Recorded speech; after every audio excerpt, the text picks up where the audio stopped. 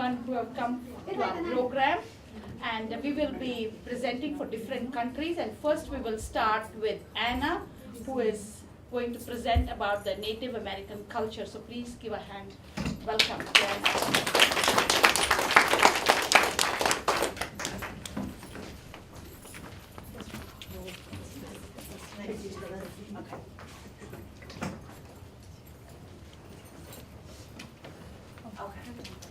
I'm Anna Broken Lake Keller, and I'm an enrolled member of the Rosebud Sioux tribe, which is from here in South Dakota. Sioux is actually not an appropriate term for my people. It was a name that came about because of the way that Europeans settled the United States. The first people they met were a tribe that lived next to us, who did the translating, and their word for us meant little snakes. It was a Nadawesu, and the French took the last part of that word Nadawesu and pluralized it, and that's where Sioux comes from. Our names for ourselves is the Ochete Shakowee people, which means the 7 council fires, and we are one of over 500 different tribes in the United States. So we're just one small group, and there's many, many others with their own sets of different beliefs than ours. So in English, we're the Lakota, Nakota, and Dakota people. Our traditional values are probably very similar as many other cultures across the world. Praying, both traditional Lakota spirituality and prayer, and because of European settlement and the way that the reservations were organized, a lot of different Christian groups as well. Respect, especially for elders, nature, animals, everything around us. Compassion for all of those things. Not just people, but also animals and nature, because those are the things that sustain us in life. Honesty, generosity, humility, and wisdom. And most of our ceremonies are connected with giveaways, which kind of goes with the generosity piece, where we give things to others in our community.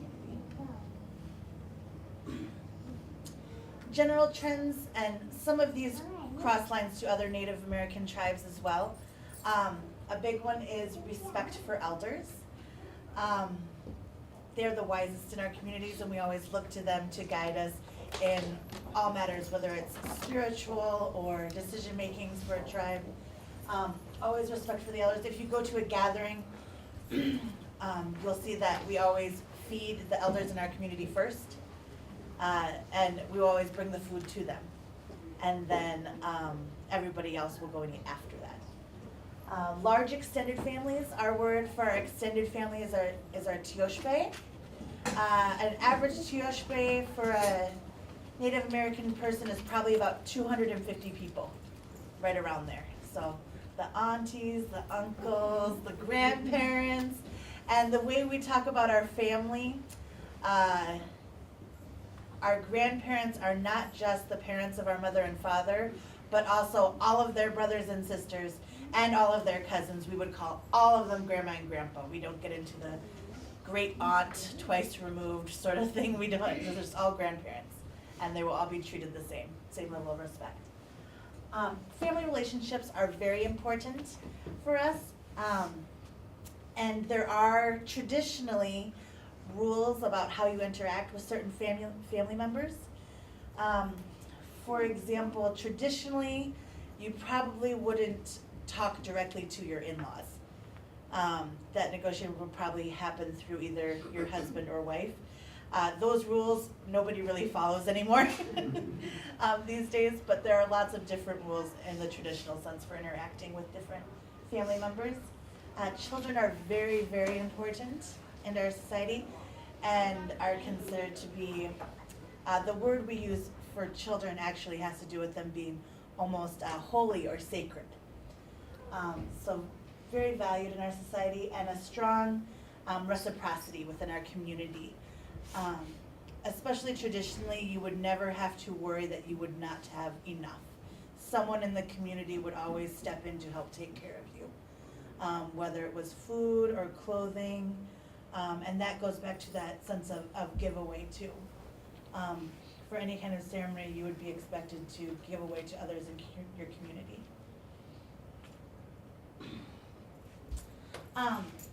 Native American groups have a very difficult history in the United States, especially with the American government.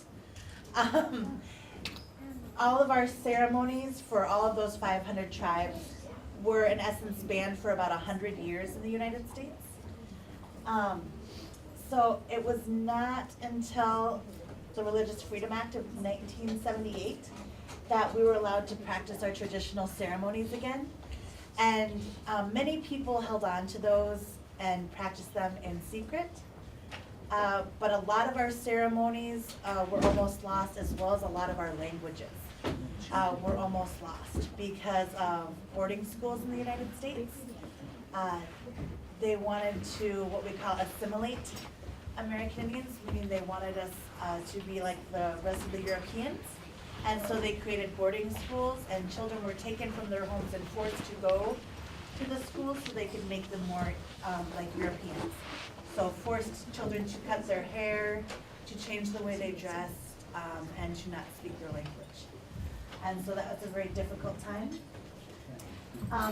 Like I said, now there's a big revitalization, a lot more children learning the Lakota language, adults relearning the language, and also those ceremonies and customs. 7 is a very important number for the Ochete Shakowee people, and you will see it in the way that our society is structured, is socially in groups. It will come back again in religion and spiritual beliefs, and a lot of times you will see that number broken down into 4 and 2 and 1. So for example, we're socially organized. The Ochete Shakowee people are the 7 council fires. 4 of those are Dakota Oyates, 2 are Nakota Oyates, and 1 is Lakota. And that just has to do with a different dialect of the language. And then also, I don't know if this would fit. Spiritually, when we pray, we think about the 4 directions, the earth and the sky, and then the center. So today I'm going to real quickly teach you how to count to 7 in Lakota. So I'll say it and then you can say it, and I bet a lot of our 4th graders here might remember this on their own. So, but we'll do it together.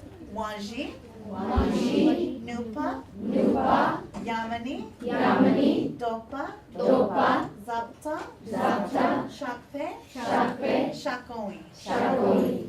And you hear that in the Ochete Shakowee, the 7 council fires, so that number comes back.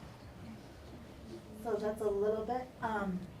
Today, a lot of what people see of the Ochete Shakowee culture, and times when you will see us wear our traditional dress or our regalia, is usually at powwows. There's different styles of dance now. There didn't always used to be. Some of the types of dance you might see at powwows for men are men's traditional dancing.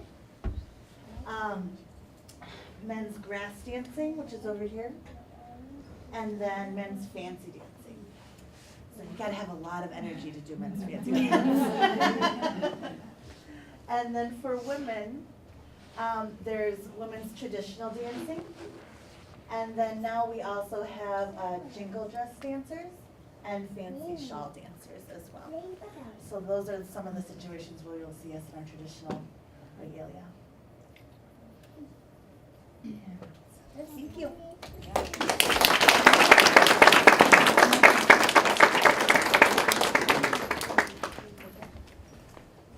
So now we are going to talk about India and its cultural diversity, and we will have 4 of us presenting. Upasana, Saumya, Neetu. So I would like every one of you to turn to your friend who is sitting next to you and bow down and say namaste.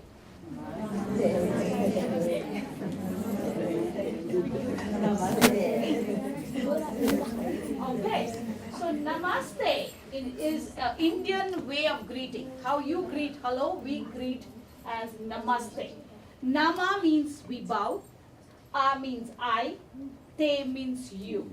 Literally means I bow to you. And that means spiritually, the spirit within me honors the spirit within you.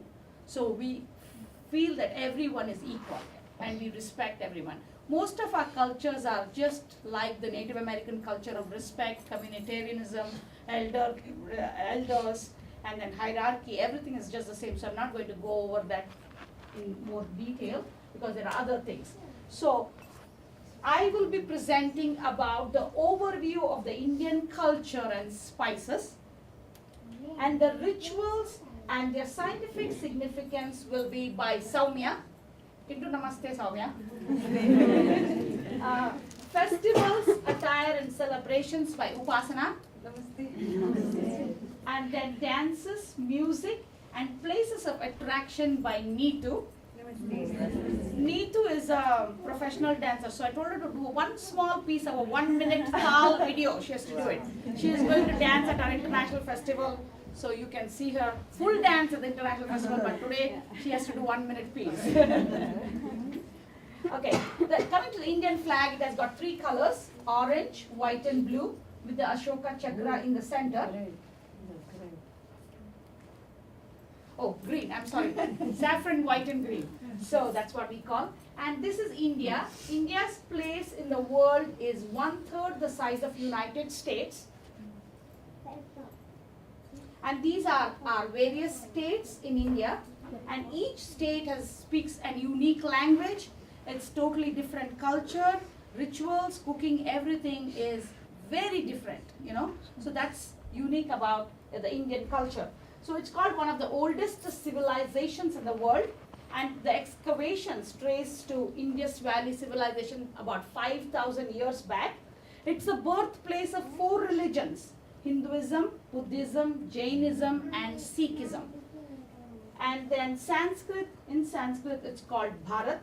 It's the second largest populated country in the world. First is China, and Hindi and English are officially spoken. It's official language or lingua franca.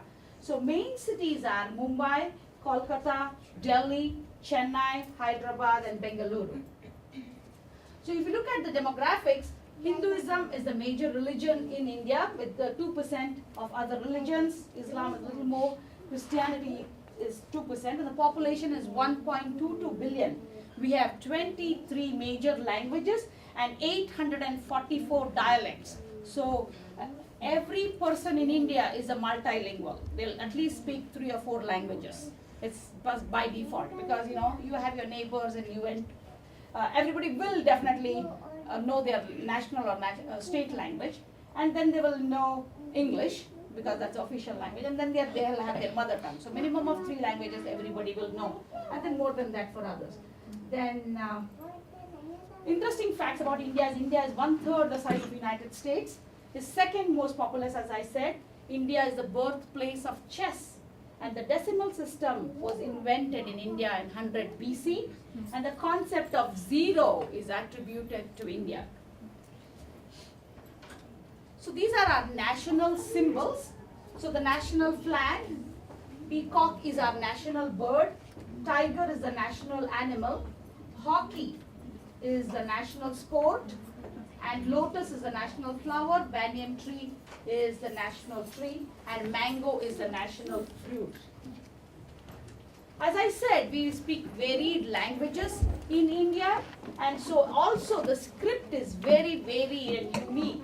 So if you look at the script, this is English script, that is the Hindi script, and that is Bengali, Telugu, Tamil, Malayalam, Kannada, Marathi. So everything has got unique script, and we have diacritics and consonants, so every sound has a unique letter. So we will not mistake, there's no homonyms, there's nothing that we get confused. So if my name is Purnima, if I write Purnima, everybody will pronounce it the same way because of the unique sound and diacritics what we have in our language. So spices, I have all the spices here. Maybe during your coffee break, you can come around and check all the spices. And also there are books about spices. I think our friends will come to you and then explain to you about different spices. And also, I had a note card, exit card. And in that, if you have questions, please write it down and we will clarify your questions via email. Because last year we gave Spice 101, so this time we will not go in more depth, but we will, because we have a lot of other things to do. So these are mostly the lentils. We use lentils for our daily cooking, and these are different spices. The mixture of spices is what gives you the flavor for the gravy or the curry. So we have different spices. There's not one set of spices, and each state will use different spices for different preparations. So Indian culture, I think it is going to be Soumya who is going to talk about the Indian culture. Hi everyone, good morning. Coming to the Indian culture, usually arranged marriages prevail in India. Coming to the wedding, Hindu weddings are they are connected in this way. The Muslim nikah is in this way, and the Christian wedding. Christian weddings usually they are as if in Western countries they are done, but the reception usually it is done in Indian tradition. Coming to the outfits, each state in India has different outfits. Some of them are sari, dhoti, kurta and gabra, and these are the outfits for men. They are called as sherwanis. Usually they are worn for special occasions. And some of the outfits we can show you. This is called as lehenga.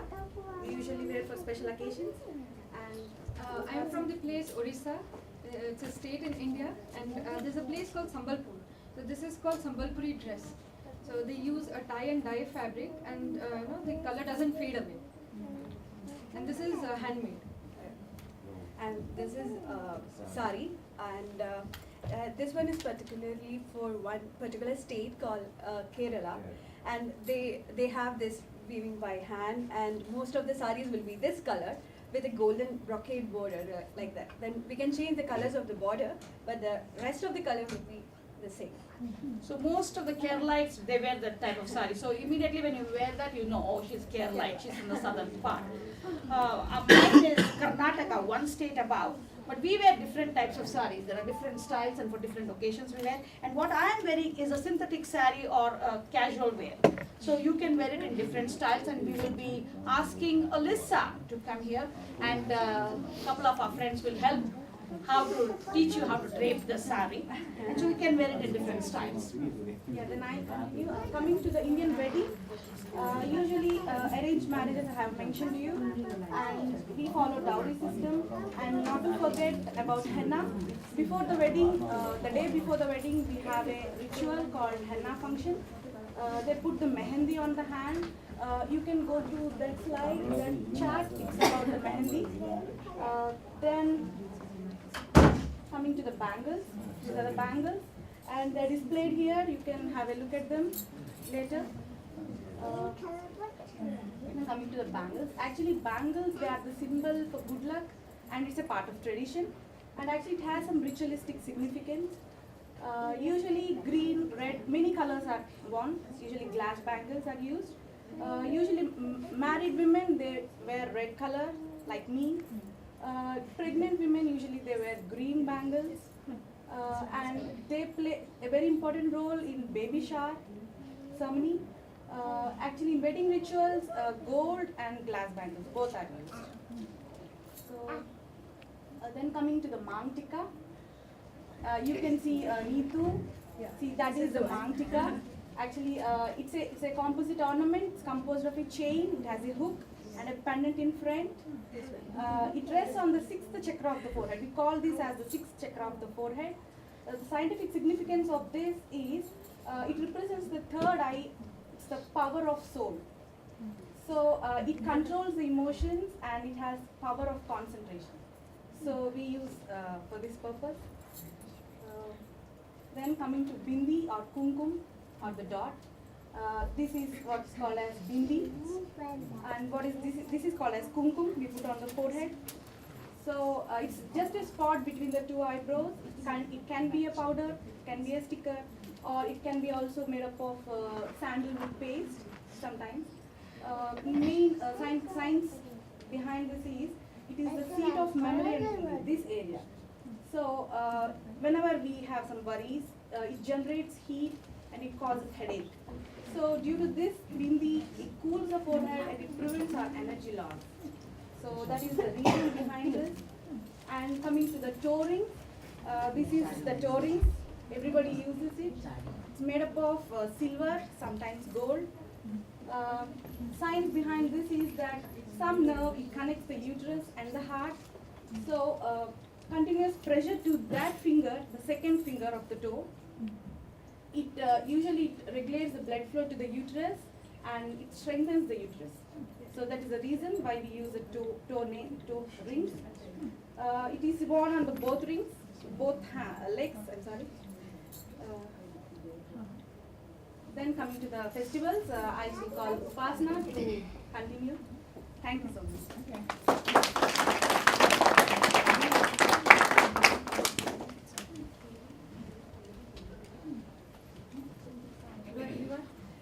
Now coming to the festivals of India, India is described as land of festivals. Like being a very highly spiritual country, festivals are a part of the hearts of Indians. So we have two kinds of celebrations: national festival and the regional festival. National festivals are Diwali, Dashera, Holi, Ramadan, Christmas, and regional festivals are like Raksha Bandhan, Onam, and Pongal. So there are not many festivals in India. So we'll just discuss the major celebrations. Let's start with Diwali. Diwali is called the festival of lights for all that we lit the small clay lamps, the fireworks and the candles on that special day. We welcome goddess Lakshmi, the goddess of wealth, and it is the festival of removing darkness. So this you can see this is a plate. We call it Puja Thali. We decorate it with rangoli colors and we lit small clay lamps for the puja. Now, people distribute sweets that day, give gifts to the friends, relatives and all. And also, kids crack fireworks. This is the new financial year for the business community. So, first day, we do the puja, or we worship Lord. And second day, we lit the fireworks. This is how the streets are decorated, and this is usually celebrated between mid-October and mid-November.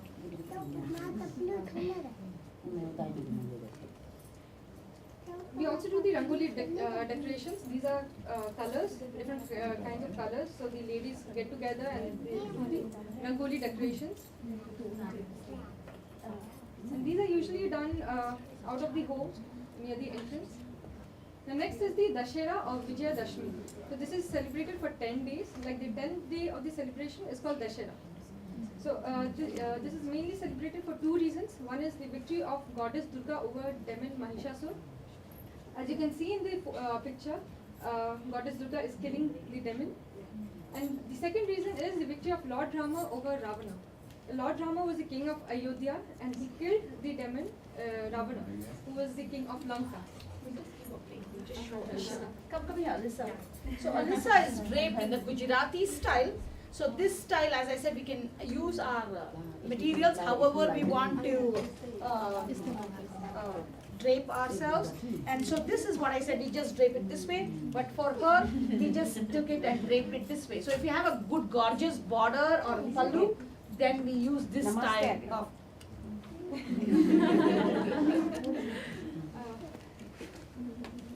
okay. Okay. Put the mom tick also.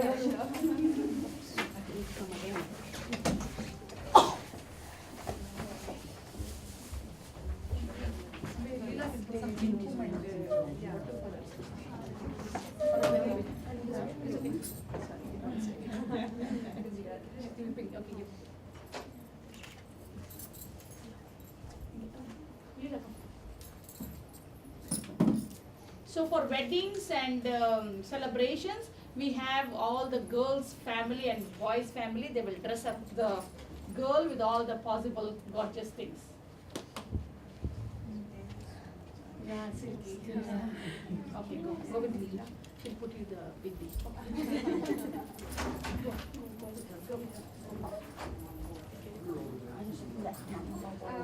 So now the theme of the festival is the victory of good over evil. The next celebration is the Holi festival. This is the festival of colors, and this is usually celebrated in the springtime, like February to March. And this is also called the festival of love, where you celebrate together, get together, the families get together, you throw colors on each other, and you that's called the unity. Okay, and this celebration is done by all cultures. Everybody plays Holi. That's a sort of a fun and frolic. I'll just show you a small clip about how Holi is celebrated in India. So this is taken the picture.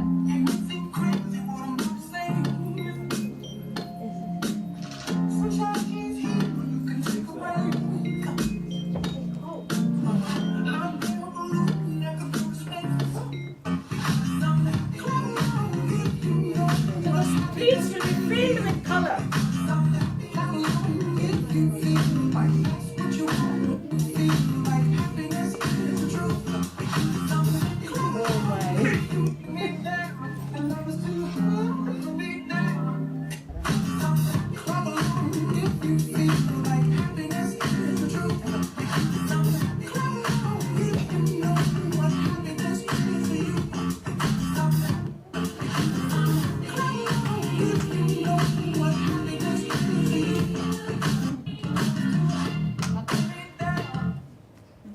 That's a small clip about how we celebrate Holi in India.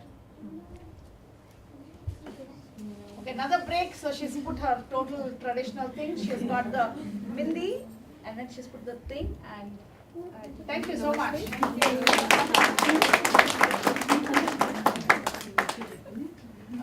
can sit with your saree. You can keep that.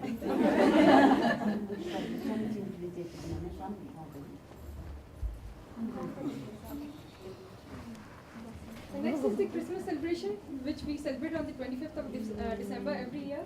It marks the birth of Jesus Christ. People usually sit up till 12 o'clock, wish each other Merry Christmas. The house is also decorated with lights, with Christmas tree, bells, angels. And then is the festival Eid Ramzan, which is also known as Eid, and that is the holy month in the Islamic calendar. It was during these 30 days when Prophet Muhammad was blessed with spiritual knowledge of Islam. So I would like to call Wasila now to share a few Wasila information about is celebrates Eid, and so. Namaste and Assalamu alaikum. That is what we greet in Islam. So basically Ramadan, why do we follow Ramadan and why that tradition has come up is, in life we'll be used to many things like we don't have a control on ourselves. Basically Ramadan started with that intention. In that 1 month we do fast where we'll try to get a control on the hunger is the basic thing which anyone cannot have control. So as when we are hungry, we come back to our original selves. That's what we tell, right? So we can't portray our image or we can't do it. So basically in Ramadan, what we do is we basically try to get a control on the hunger, which is the basic need of any individual. And we rather keep a control on all the things which we do, like we follow it as a holy month.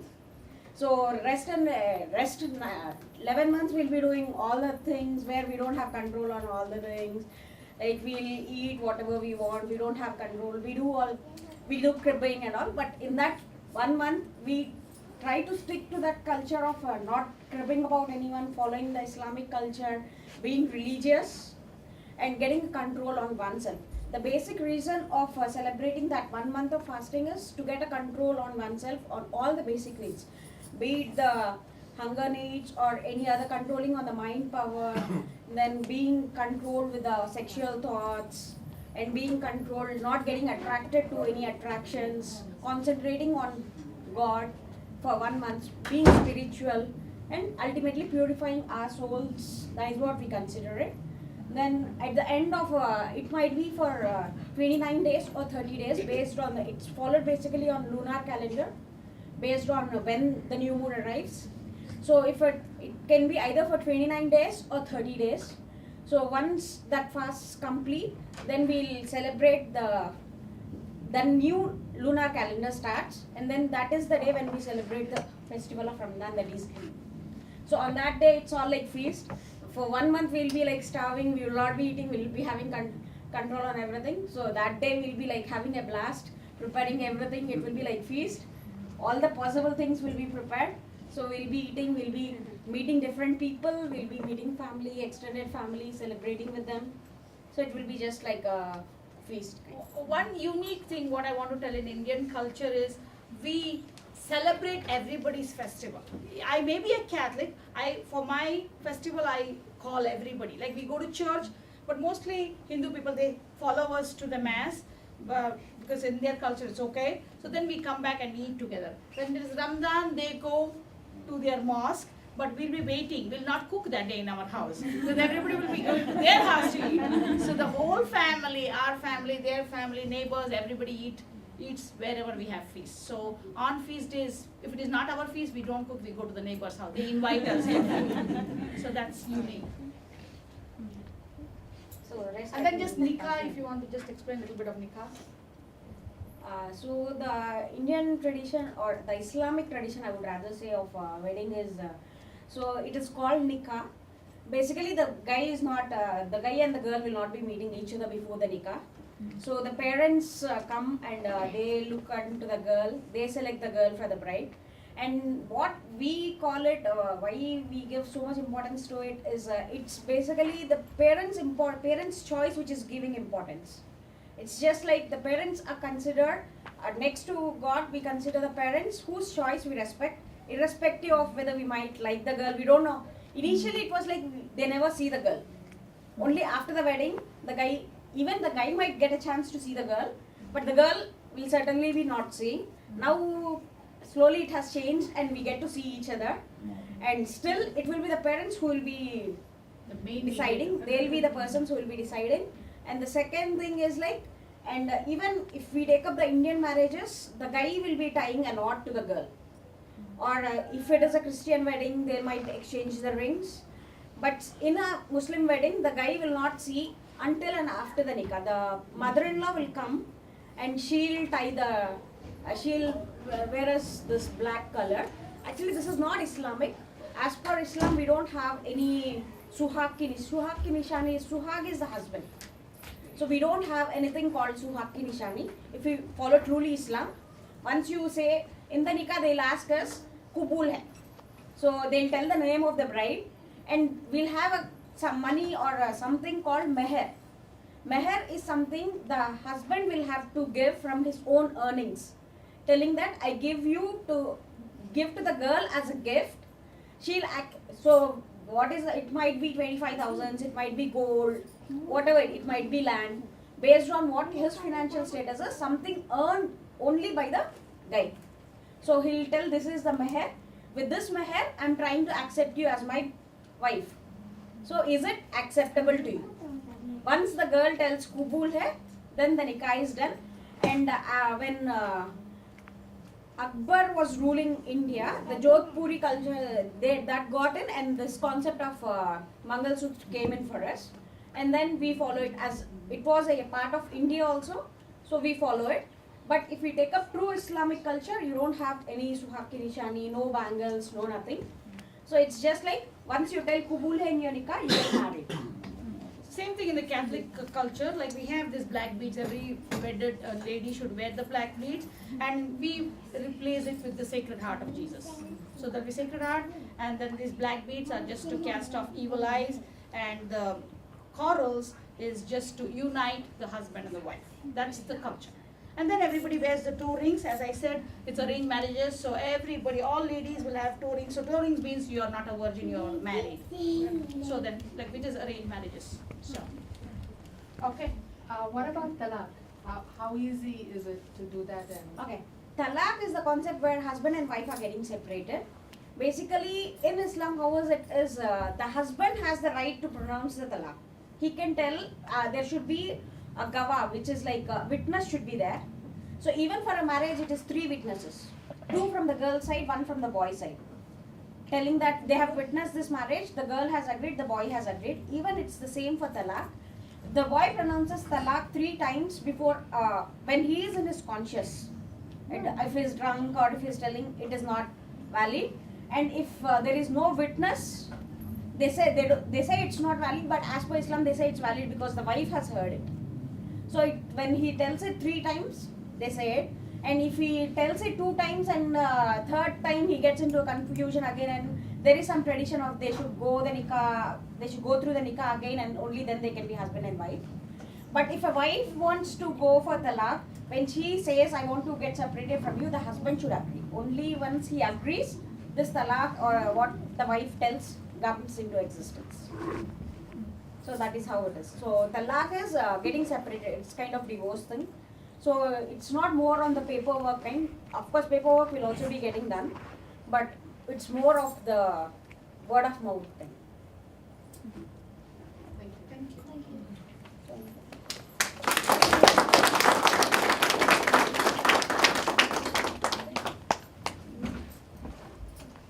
The next festival is the Buddha Jayanti. This is the major festival of the Buddhism religion. So this is celebrated worshipping the figure of Lord Buddha. Monasteries are full of worshippers, and the monks and followers read the holy scriptures whole day, throughout the day. Then comes the Baisakhi festival. This is the festival of the Sikh religion. People thank God for the good harvest. This is the harvest festival for them, and this, the major activities of the day are organized in the gurudwaras or the temples for the Sikhs.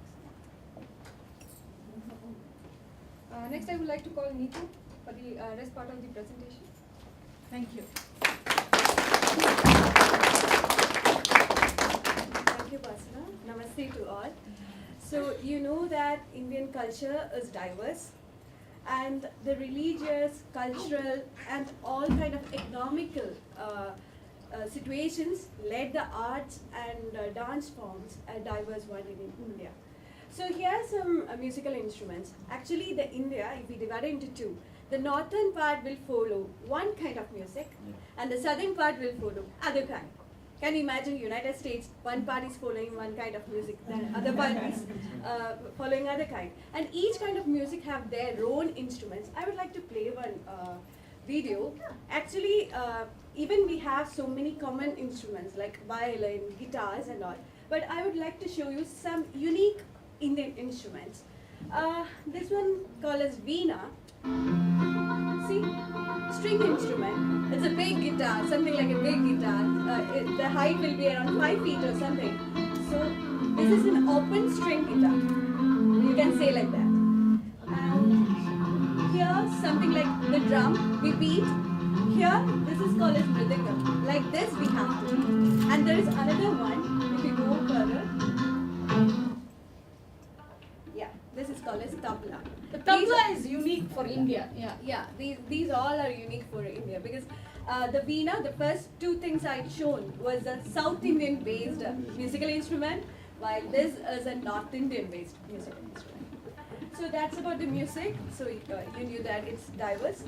While going next to the dance forms of India, actually the dance forms of India are mainly related to temples previously. Actually, there are two types of dance form. One is classical and the other one is folk. So the classical will be completely related to God. So we'll be dancing in temples. So it will be related to God. The stories will be related to God. But if it is a folk dance, then it will be related to the political, economical issues. If I'm doing a folk dance, then it will be related to my financial level or the poverty or maybe the situation that is persisting around us. It may be because of that. But there is only one general rule for whole Indian dance. That is, there will be dance part and there will be expression part. Okay, the general rule is wherever our hands go, there should be our eyes and there should be our mind. This is the general rule for Indian dance. If I am doing one step like this and I am looking somewhere, it won't give the life to Indian dance. If I am doing something like this, I should do like this. Then the life is there. My eyes are going, my mind is tracing back. That's the general rule of Indian dance. And these are some pictures. It's also diverse. There are enormous number of Indian dances. Every state has their own unique dance, which are famous and non-famous, around 100 or 200 types of art forms. So these are about the dance forms of India. Okay, we'll just do your dance and then we'll go to the attraction. So we'll have a small piece of Neetu's dance. Yeah, usually we won't dance with shoes on, so Yeah. I'm taking off my shoe. Yeah, you can Start? Yeah, yeah. Okay. This is not an actual classical or folk dance. This is a movie-based dance.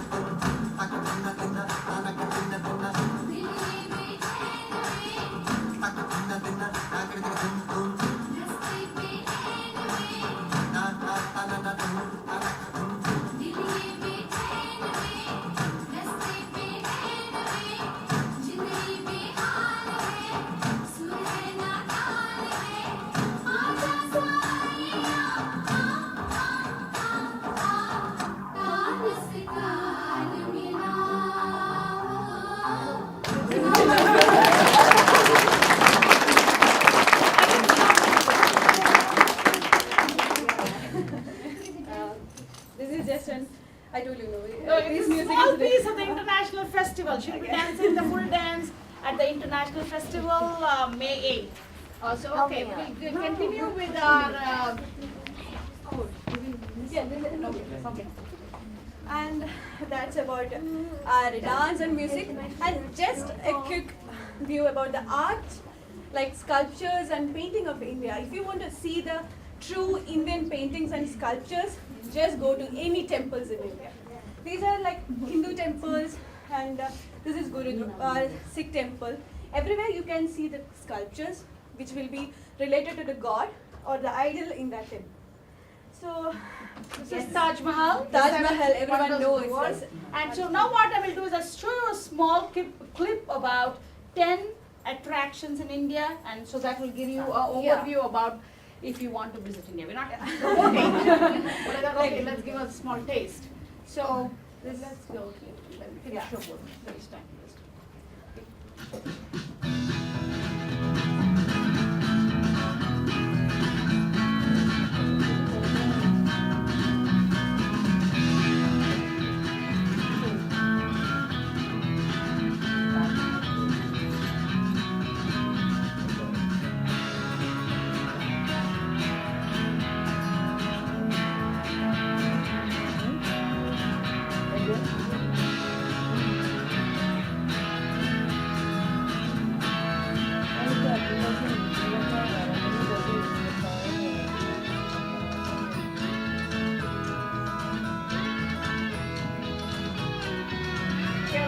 Yeah, my place. Yeah, Okay, another my this place. one. The last one, Kerala.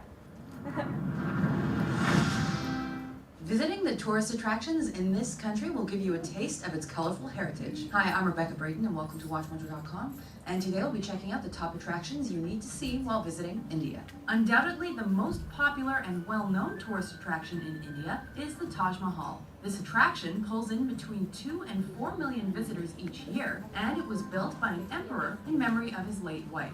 The Agra Fort is a walled city built using red sandstone in the 16th century.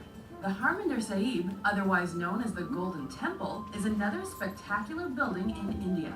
In Sikhism, this golden building is the holiest shrine in the religion. The Baha'i Lotus Temple is popular for its remarkable architecture. The India Gate is a war memorial that is found at the crossroads of a number of Delhi's main streets. The statue of Gomateshwara was built in the 10th century and was voted by residents as one of the 7 wonders of India. Found at Sharavanabelagola, this statue is an important site for members of the Jain faith. The country is filled with cultural diversity and a wealth of natural and historical attractions to see.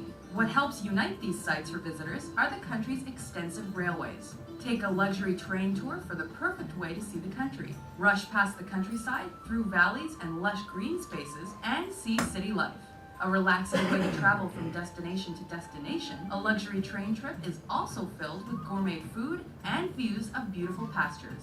The highest mountain system on Earth, the Himalayas, are another site not to miss in India. One of the world's most popular destinations for adventure, this mountain range is home to a beautiful landscape, exotic birds and wildlife, fertile valleys, rivers, and meadows. From treks through the mountains, to ski trips and other snow activities, and even train rides to view the splendid panoramas, the Himalayas are definitely one place not to miss. With one of the most famous buildings in the world, a rich culture and history, as well as a varied landscape and climate, it's no wonder India draws tourists from all around the globe.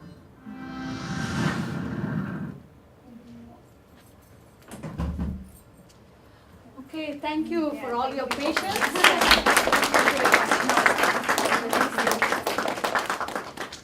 Now I would like to invite Izumi to present about the Japanese culture. Izumi has been in our parent university since 6 years. The veteran next to Salwa and Izumi, they come back every year, and now they are the teachers for our other new immigrant parents. Thank you, Izumi. Please come. Thank you.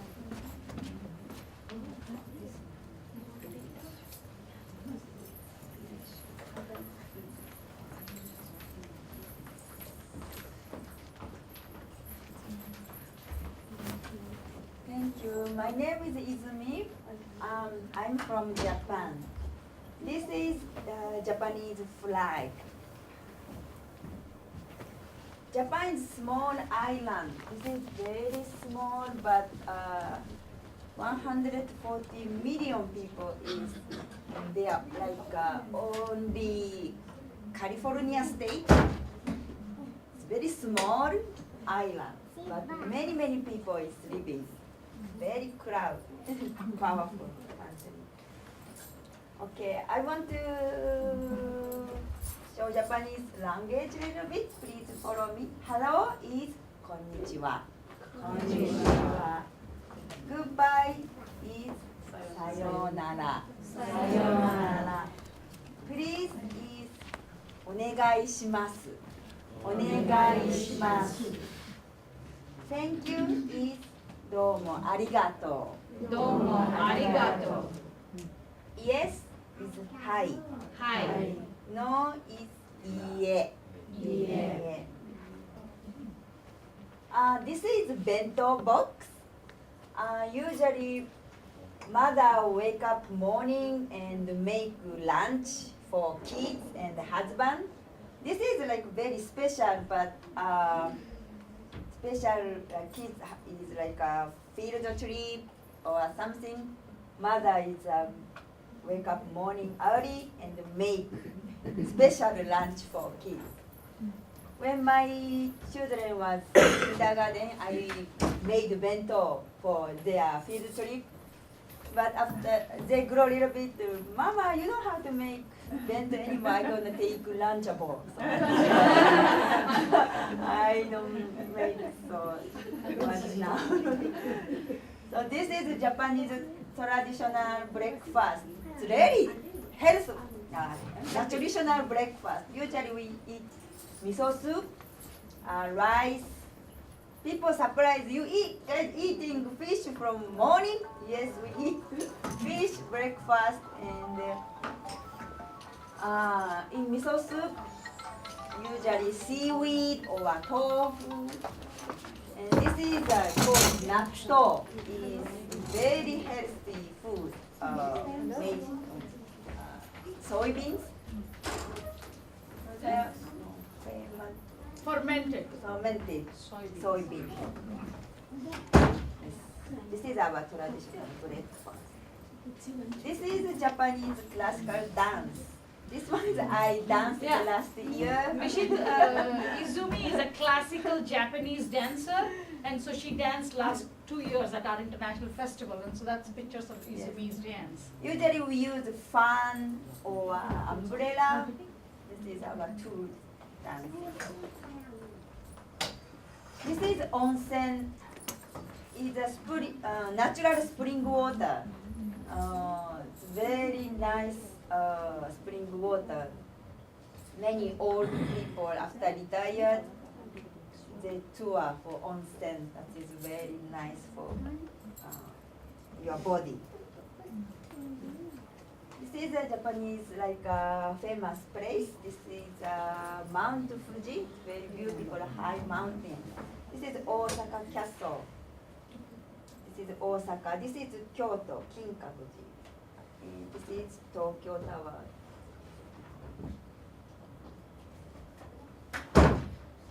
This is Japanese traditional wedding. This is 3 years ago, my youngest sister's wedding. This is my sister, this is my parents, me and my husband. Husband is here. Yes. Usually our traditional wedding is like a Shinto, temple in Shinto. Outside very beautiful green, and this is shiromuku. And reception, they changed like a wedding dress, like that. This is our family picture. And this is Japanese traditional clothes, kimono. This is like a long time ago, long time ago traditional hairstyle. We don't use it, but just long time ago traditional clothes. This one summer times clothes, yukata. Summertime we wear like that, tradition. I want to introduce Japanese fancy toilet because many tourists love Japanese toilet because very fancy and neat. If you go airport, you can see like that, and sometimes this lid open automatically, welcome people. And seat is heated, not cold, warm. And a lot of button is here. I want to explain because if you push this one, jet wash your butt. And even this wash, you can change it like pressure or like from front, back, and wash a heat, some like a warm or cold. And this one can dry, after wash, can dry. And this one is flashing sound, cover your sound. So special like a public toilet, have this one.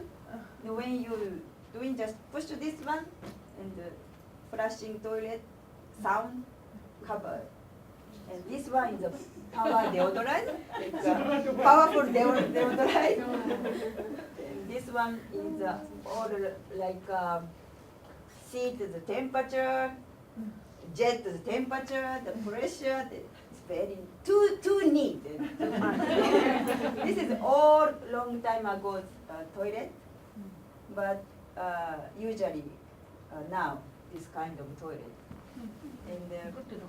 and then we have slipper with a slipper. I have a question. Do you pay for this? When No, you no, go? no, no. They're No, all no free. pay for. This one is It's all free. Okay. yeah. No pay. But Just we it's go. good to know because when we went to Dubai, we had a shock. No, just go toilet. You can find this kind of button, so you can Use the buttons when you use the button correctly. show the city. And then many Yeah, that's right. house have like a special slipper. We don't use slipper toilet and different place. The special we don't mix up. Very neat. Yes. And this one is our culture, always bowing. This is again my sister. This is like respect to people. And like a classroom, when we start classroom school, everybody stand up and bow to teacher after finish classroom. So even like elementary school, middle school, high school, college, computer school, hairstylist class, every stand up, very bow is very important for us. And I want to show some, share some video because we can see often in Japan very politeness and warmness in traffic. For example, like, okay.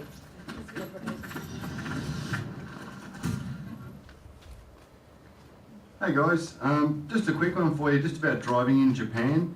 I've driven in most of, well actually all the bigger cities in Japan, and sometimes in the bigger cities you can find drivers, or you do encounter drivers who are a little bit aggressive. Not nearly as aggressive as I've experienced in other countries, but you know, the occasional tooting of a car horn or sort of pushing in.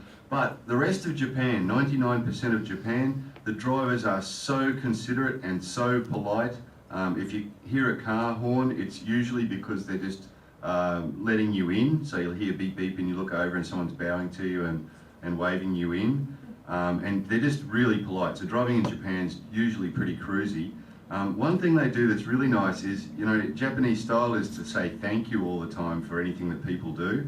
So they have a way of doing that when they're driving the car. If you let somebody in, or if you do something for another driver, as they come in, if you just watch this car, watch the hazard lights at the back. That's their way of saying thank you. So if you let them in, So cute. they give the hazard lights first just to say thank you. So yeah, it's really cool driving in Japan. I mean, finding your way around is a difficult thing. That's another story in another video. But as far as other drivers, as you can see, it's an absolute pleasure. No road rage in Japan that I've ever heard of. Anyway, gotta love it. Maybe that is a new thing we should use. Blinking light when you're thanking somebody. Another one is So this is politeness of Japanese kids. Izumi wanted to show this. they are close.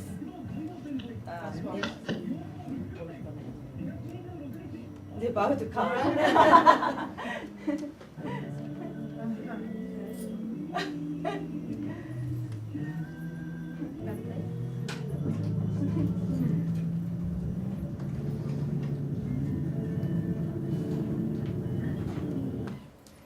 That's how they bow. Bowing is very important. Thank you for.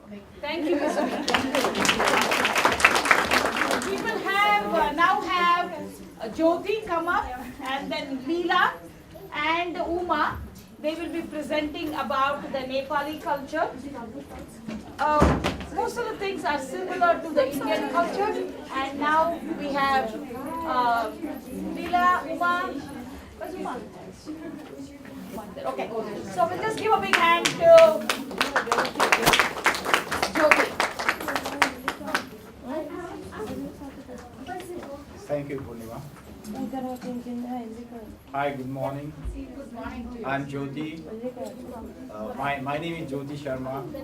Like, I'm here to represent you as our Nepalese culture. Like, we are Hindu. It's similar with the Indian. There's no difference.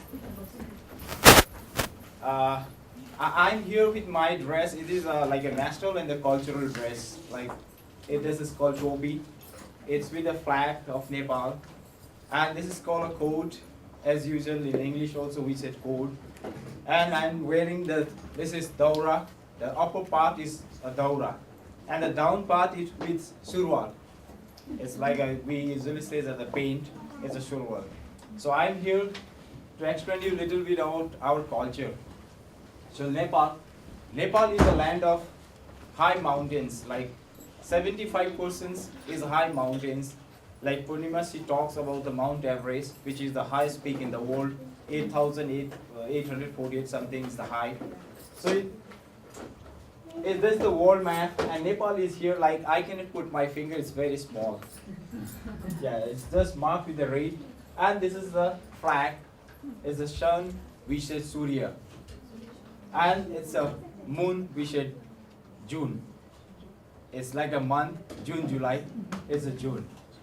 So this is the flag of Nepal, and like you have seen here, like we get different types of peoples. uh, tribal and the schedule, like Tharu, Magar, Brahman, and others. It's like a difference. Like I'm from the Brahman community, and the Tharu peoples, most probably they are from the plain. Our land is divided within 3 divisions. The high mountains, where you get only the tribal peoples like Sherpa, and the next is a hilly region. Hilly means like most probably you will find the Kshetri Brahmins, and the plain totally which is known as the Tarai. Like the word Tarai and the plain. You know, if I said you as a plain, it's a very plain land with a sea level land. And in Nepali we say Tarai. Tarai is a land which is very near to the water. It's when you boil the milk, you know milk, and after a few minutes when you keep it for the cool, you will find a lactic. The upper layer is like a land, and if you put your fingers, you will find the milk. So the Tarai is the land with the water. You just use that. Yeah, that was yes. The top, that was yes. And this is like how we greet. Like hello is namaste. Everybody say namaste. Namaste. Namaste. And when we say goodbye, when we departure, we will say namaste. Namaste. And the please is kripa. Kripa. Yeah, kripa. Please, like when we request, please, like kripa cha. And thank you is dhanyavad. Dhanyavad. Yeah. Yes is hazur. Like when we say yes, it is hazur. And when you say no, chaina. China. China. China. Yeah. Now, like we worship to the God every morning and the evening. Like many people, they go to the temples, or some they made the temples at home only. Like if you visit to the house, you will find a lot of god and goddesses. We are very rich with the god and goddesses. Like it's like Durga. Like usually Upasna, no? She talks about festivals. Yeah. She talks about festivals like it is similar, Durga Puja. Like goddesses Durga is with the 9 hands. If you see the hands, you will find the different things. There's a long history. Like if I will get opportunity to speak, so I will explain you next time. It has a very long history. So we celebrate as a Durga Puja. It will be lasted for the 9 days. Why it is 9 days? It's a surprise. Like Goddesses Durga is created by the 9 goddesses, god and goddesses. Like some they represent as a body part, and some heart parts, and some with the power with something. So that's why we celebrate as a 9 days. This will last for the 9 days. After 9 days, we will put tika. Like we'll grow with the maize seed, you know, corn.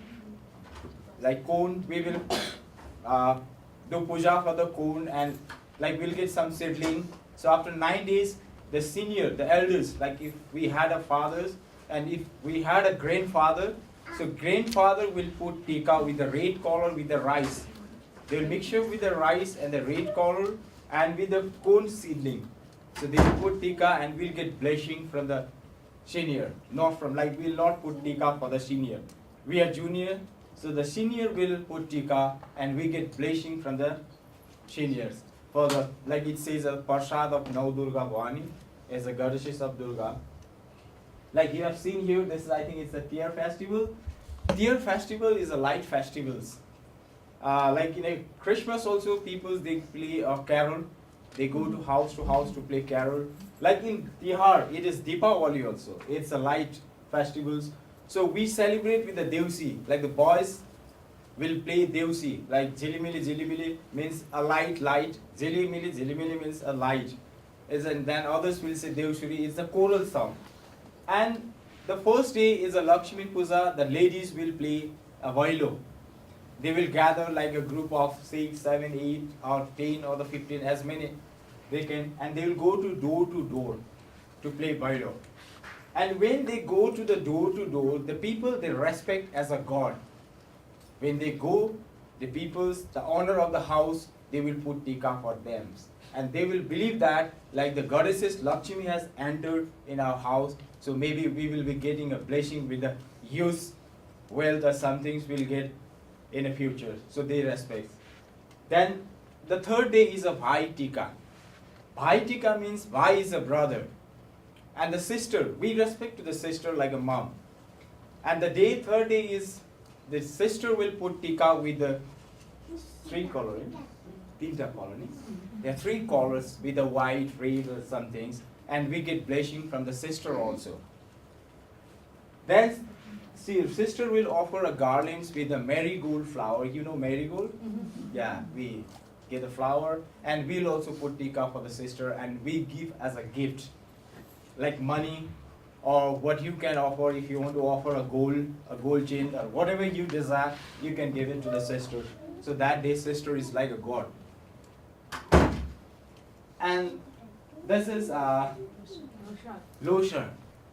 Losar is like in Nepal they celebrate like two types of Losar, three. Tamo Losar. Losar is a festival for the Tibetan peoples, the Sherpas peoples. They welcome the harvesting systems like Udoli and Uboli. There's a saying, Uboli and Udoli. Uboli is the harvesting. When they plant the seedlings, that will mature and that will give the fruits. Harvesting times, they collect the food and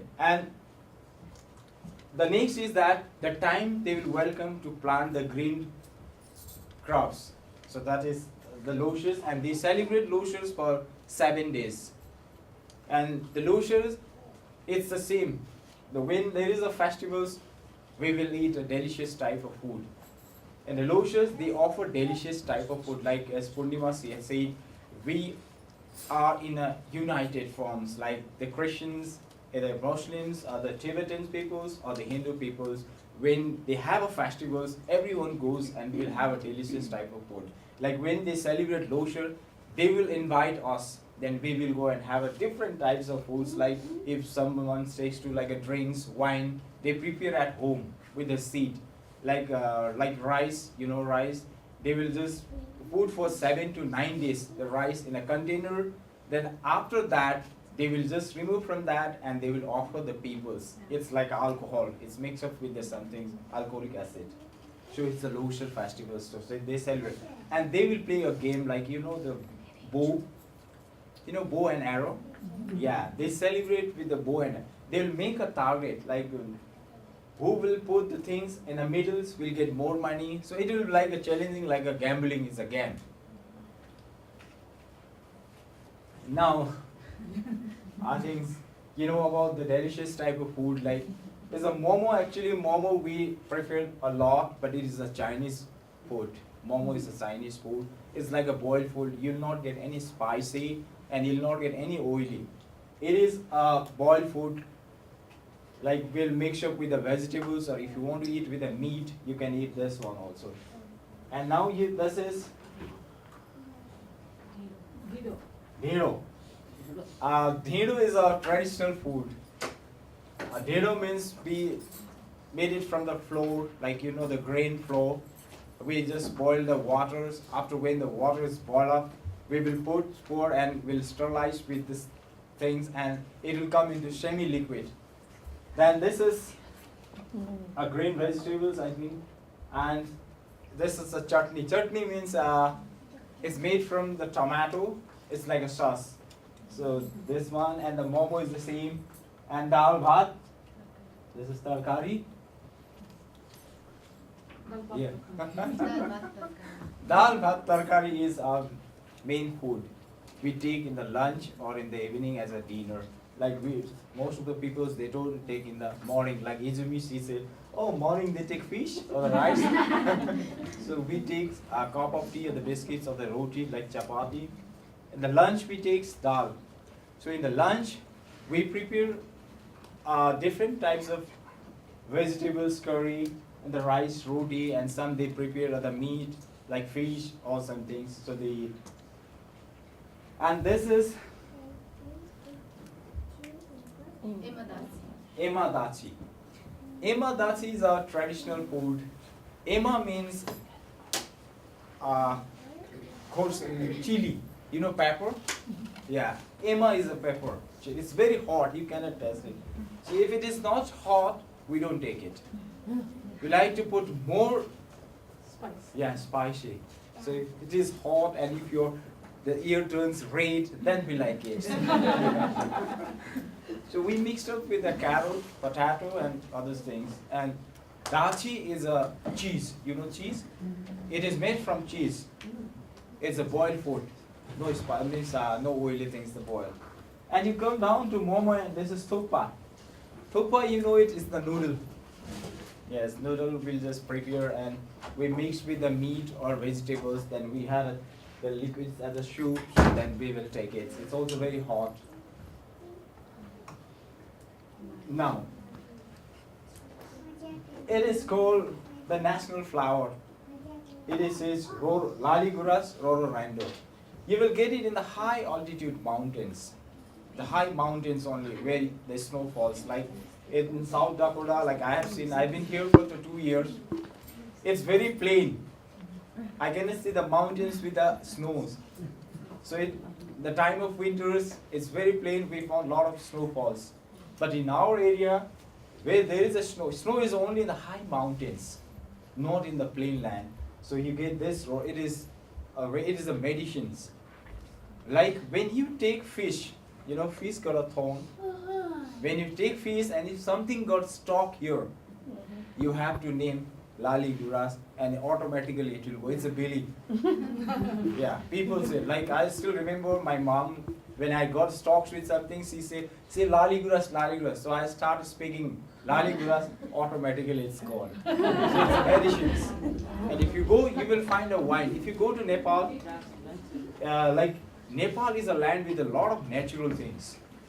So if you go to Nepal, you will find a wine. Ladies especially, they take wine. So they will prepare wine from this flower. It's the Laliguras. And they will dry the Laliguras and they will keep it at the home. So sometimes when the kids get sick with a stomach pain or some like diarrhea and some things, so they will offer this one. It's like a medicine. If you come to here, it's Kumari. Kumari means like in the Nepal, there is a traditional and the religion systems. When she will be adopted as a Kumari, for the god like Durga, Kumari, she will not marry. She will not have any attractions with the boys. She will not have. Oh, sorry. No problem. No problem. I'll do that.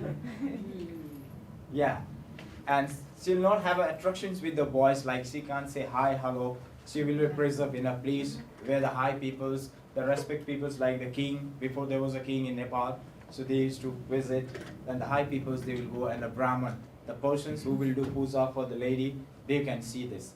And once in a year, she will be put in the big it's a cart. We say the Rath Yatra, and everybody will do puja and get blessing from the Kumari. Kumari means no marriage life. Kumari. If a lady is not married, she's Kumari. Do they choose that? Yeah. Or do they get picked? Or No, like there is a tradition in the family, so they sacrifice like a daughter if they have a daughter. So I will make a Kumari for my daughter. Finish. So that's the things. It's not like compulsory. Suppose if I'm not willing, I cannot be. It's up to the parents. Yeah, we respect as a parents like a god. Like she said, parents is the first. Like when we do marriage, first we will consult with the parents. If I will be away from the home, suppose for example, if I will be away with my girlfriend from the home, but I must let know to my parents. I must talk to my mothers or the fathers. Like I have seen the girls and I want to have a marriage, then they will decide. If they said no, you cannot do it, I have to go back to my place. So that we respect the parents. Young girls are decorated. Yeah, this is the shame. Yeah. You can press that. You want me to? Okay.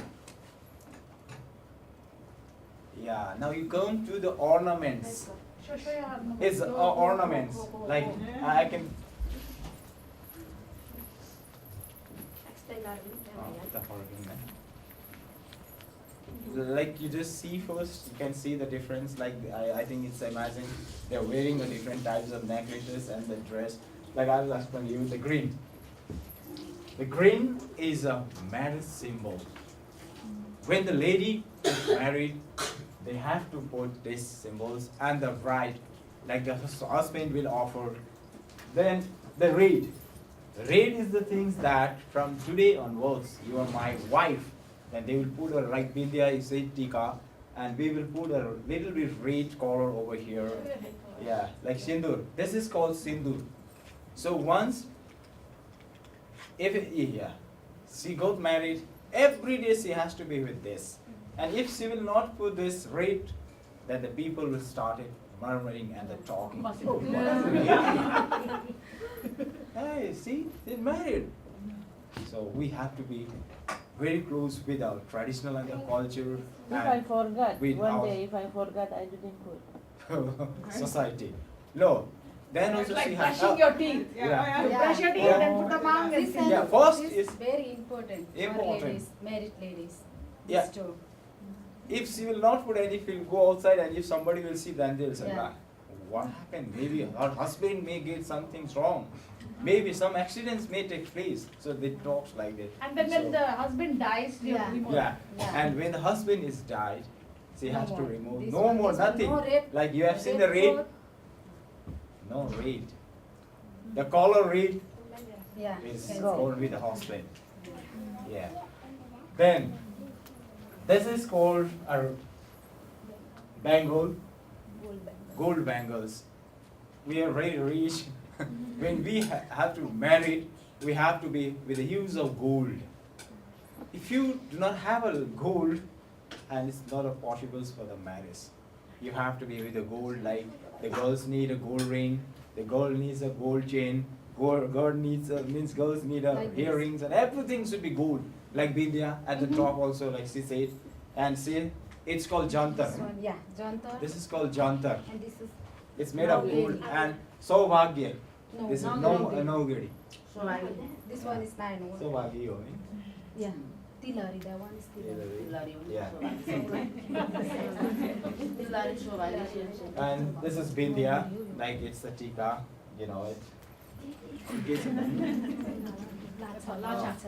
Mangal Sutra. You have seen Purnima, she's wearing Like a this. Mangal Sutra. Mangalsutra. Mangalsutra is uniform in all cultures. Yeah, all Indian culture, culture, yeah. Nepal culture, everybody wears. But we tweak it to our religion, as I Yeah. said. So this is Sacred Heart of Jesus in center, and then this is black beads. Black beads means you're married. Yeah. And the last is Lacha. Lacha. No. Lacha and hair She's with the extension lacha. to look more beautiful. Yeah.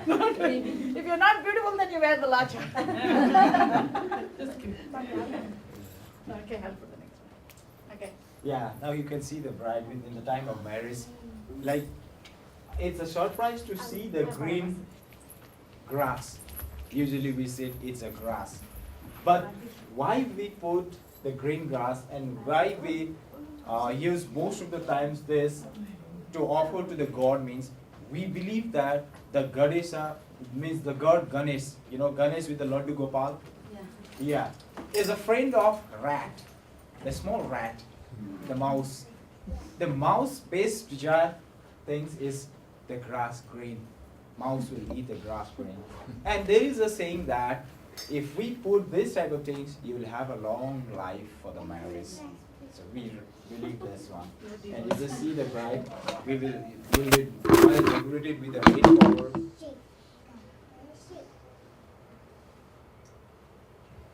Yeah, you can see with the traditional type of the dress, like see. Yes, I am wearing this one with the topi, and the collar is the difference. Like we can get a different types of collars with the topi, and you just see the sari, like you have seen the sari. This is the pote, this all. It's similar. Can I ask you, when you get married, like what happens if you're poor? Do they still have a traditional wedding like that? If they don't have like gold and... Usually when a child is born, there is a requirement that you need to start to save. You have to start saving money. Yeah. You have to set aside certain sum of money for the marriage of the child, of the girl. Because in our country, we marry only once. Like how we die once, we marry once. So a father's pride is that he should see that his daughter is well settled. So then that is why when people have 3-4 girls, they are very worried. How will so then they want to have only one child, one girl. So that is why it's such a thing. Like she said, once when we get a like wife is pregnant, we have to think about the things what is inside the baby or the daughter or the son. We have to think about the bright future, and we will have to deposit the account with the money, and we have to buy some golds for the futures. Yeah. So we will think from the down steps only. Like when you have a daughter and the sons, don't care, they will do themselves. We don't do that. We think about the generations to do some things better in the future. This is what we talked about, Tika. Yeah, this is Tika, like I told you with the Dasara. When we'll celebrate the Dasai festivals, we put a Tika. So this is with the red color. Is the red means why we put red, not a white. Red is like when Durga, goddesses Durga, she killed a demon like Rakshas. We said demon. The blood stirs on the things and she killed Rakshasa, and then we put the red colors and we prefer the red. That is our culture's things. Yeah. Thank you.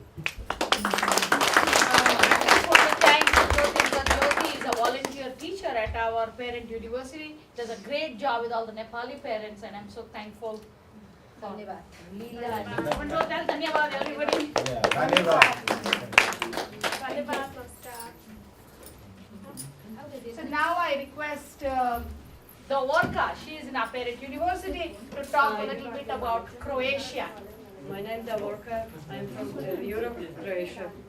That's my flag. That's my country a little bit next to Italy. That is Italy. That is Adriatic Sea. Here, Adriatic Sea. That's I teach a couple words. Hello, that's Dobar dan. Dobar dan.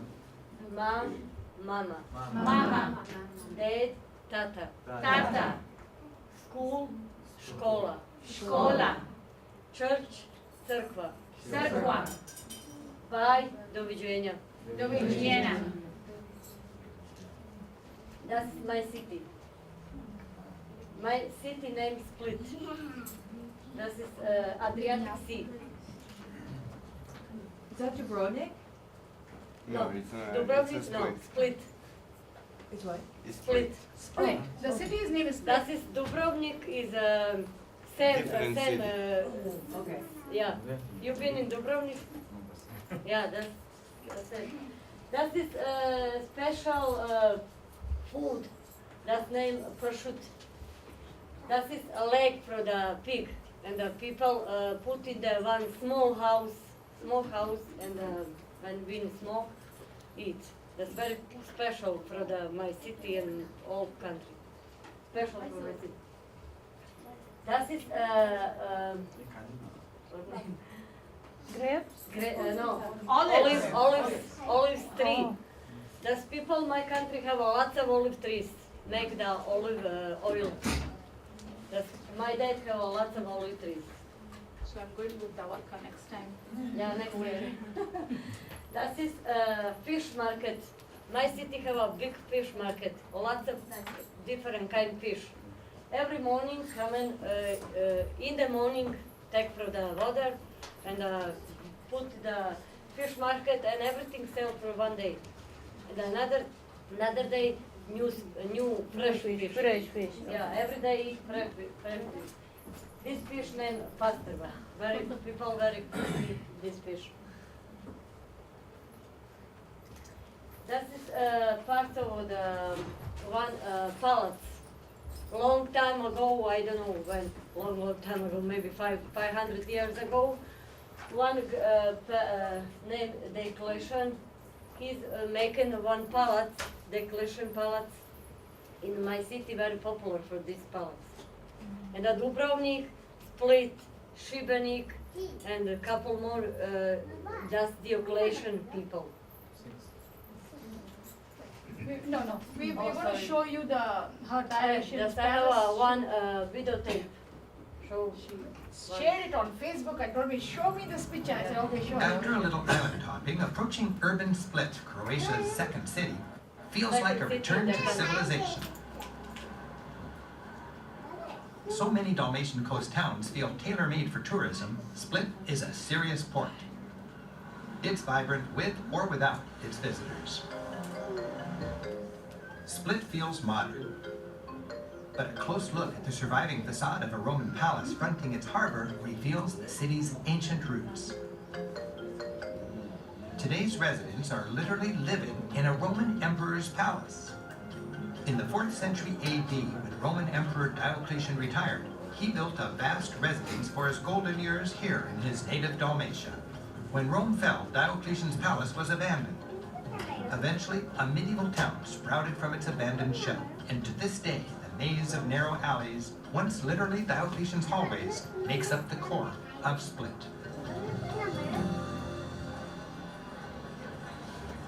Local guide Maya Benzone is joining us to help explain the story behind her hometown. The palace was huge, 200 meters on each side, and these were just the basements, so you can imagine what was on the upper floor.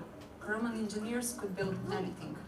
So they had concrete, they had bricks, round arches, Yeah. all the technology. They had the technology and they had the slaves. Cheap labor. Yes. Nearby, a grand underground hallway, now used as a shopping arcade, leads to Diocletian's vestibule. This is a grand entryway towards Diocletian's private area, private quarters. Roman emperors called themselves the gods, and Diocletian called himself Jovius, son of a god Jupiter. People worship him, so they were kissing his robe. They treated him like a god on earth. Diocletian's mausoleum dominated the center of the palace complex. Much of the original Roman building survives. The impressive dome, columns and capitals, and fine carved reliefs. Diocletian was notorious for persecuting Christians. Centuries later, in the Middle Ages, his mausoleum was converted into a cathedral. And so, ironically, what Diocletian built to glorify his memory is used instead to remember his victims, Christian martyrs. Like this one, who was tied to a millstone and tossed into the sea. A few steps away is a temple dedicated to Jupiter.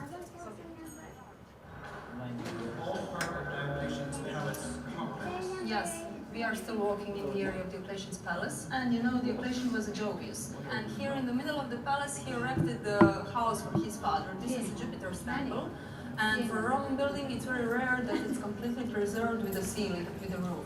So on the ceiling, you can see really nice Roman carvings. You can see some faces, some flowers. Later on, during the history in the Middle Ages, this was converted into the church. So this was the medieval baptistry. We have St. John the Baptist, and here we have the baptismal font. And we have this curious panel here in the front. We have Croatian king from the 11th century. We have a bishop standing just next to him, and underneath his feet we have a citizen. So you've got the secular power, the religious power, and the people respecting the power. That would be it. Because this is a baptistry, here we have a statue of St. John the Baptist. This is a modern work of the 20th century made by the greatest Croatian sculptor ever, Ivan Meštrović. A highlight for me is simply people watching. The sea of Croatian humanity laps at the walls of Diocletian's palace along the pedestrian promenade, or Riva. As on similar promenades throughout the Mediterranean world, the cars have made way for the people. Strolling locals finish their days in good style, just enjoying life's simple pleasures in a city made friendly for its residents.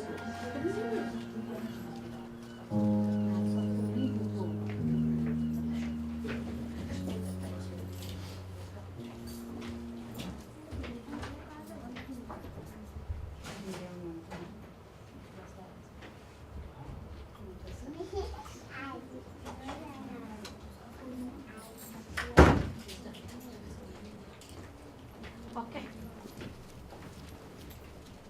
Hi, I'm Rick Steves, back with more of the best of Europe. Okay. Good. Thank you so much.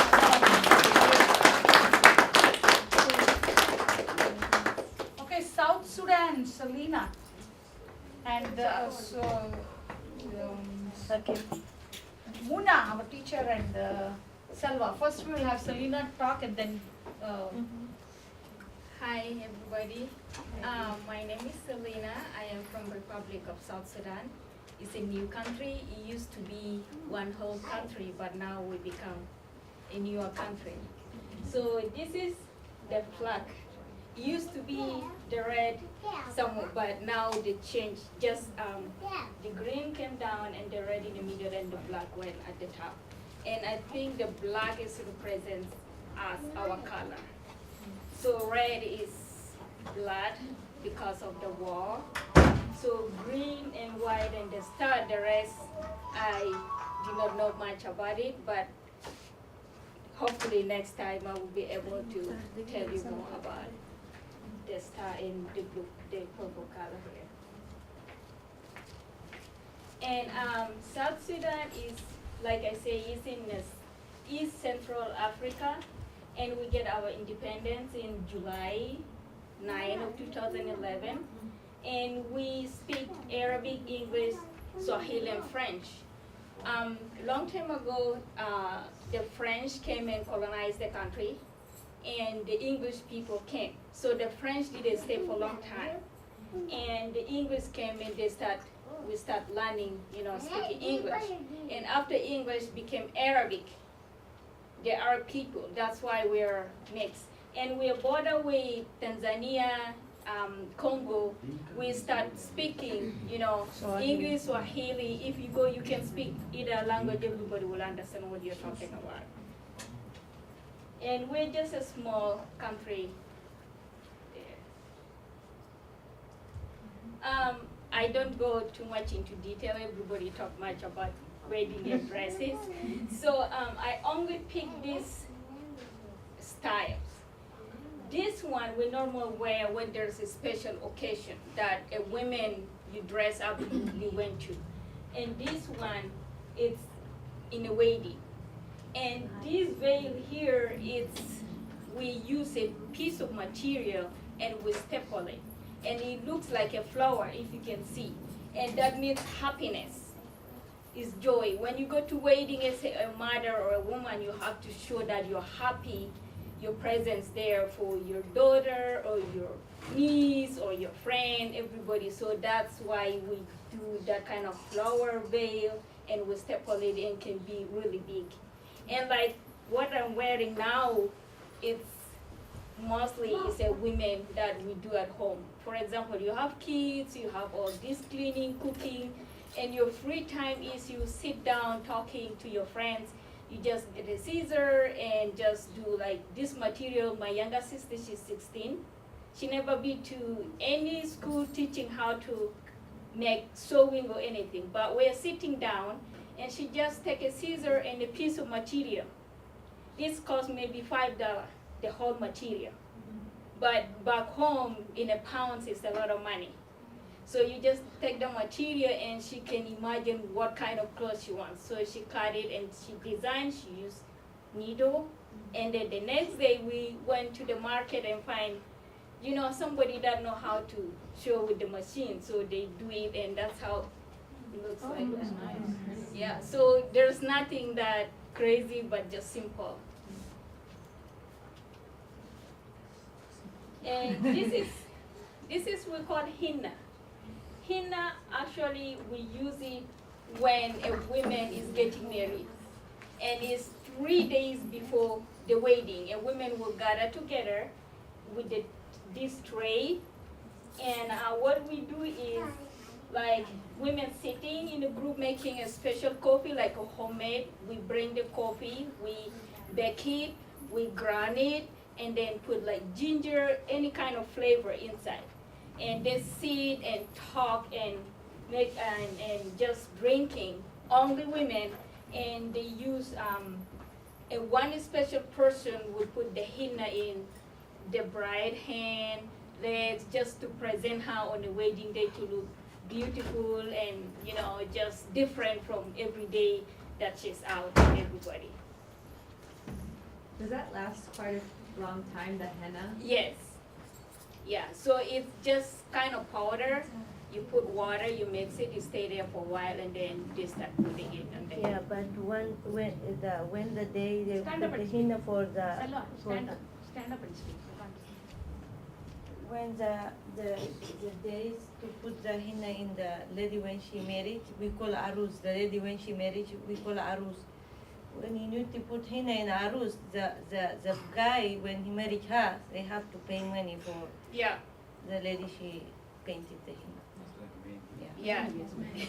You have to pay first, and you talked about I pay, example 500, and if she said no, the aruz family or friend they say no, this is not enough, then you have to pay more money. So basically, this tray, like you see the folder here, it could be the money that brought from the bride. Like the guy have to pay money for the aruz, which is the lady, before you can get out. And also they have to pay, you know, you have to get a big box of clothes or present, like gift, you know, just to present how much you mean to him. It's just something, you know, special. Every part of the country, of the culture does it different. For where in the south, basically, because we have 80 tribe, and we in 10 states. So in my tribe, most of us is Catholics. So we are not so much into henna and pay that. But they pay, some of us pay cows, which equivalent to maybe it can be 100,000, 50,000. It can be a lot, because one cow is almost 2,000. So like if your family requested how much, that's how the value of your life is gonna be, the marriage. And the guy have to work so hard to buy that, just to please you and the family.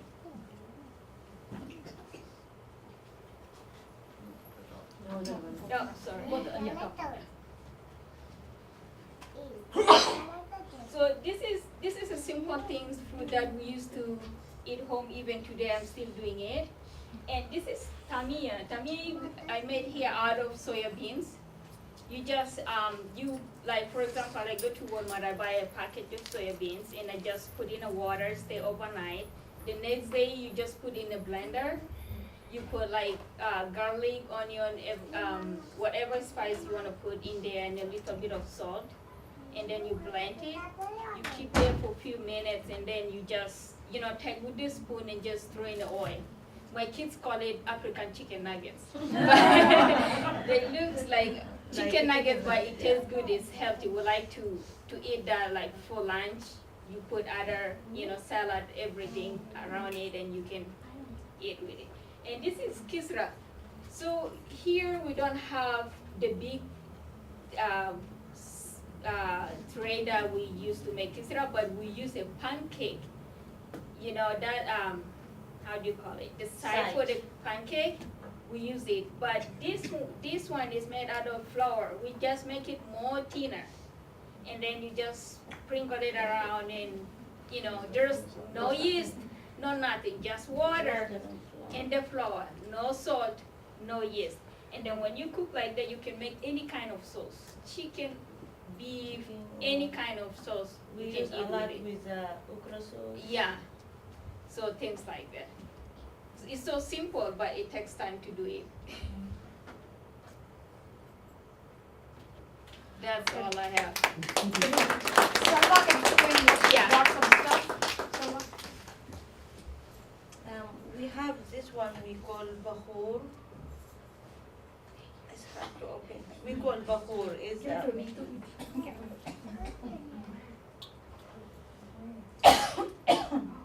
can give it to Hakim? Uh-oh. Maybe good to, who's this, Just to keep you humble.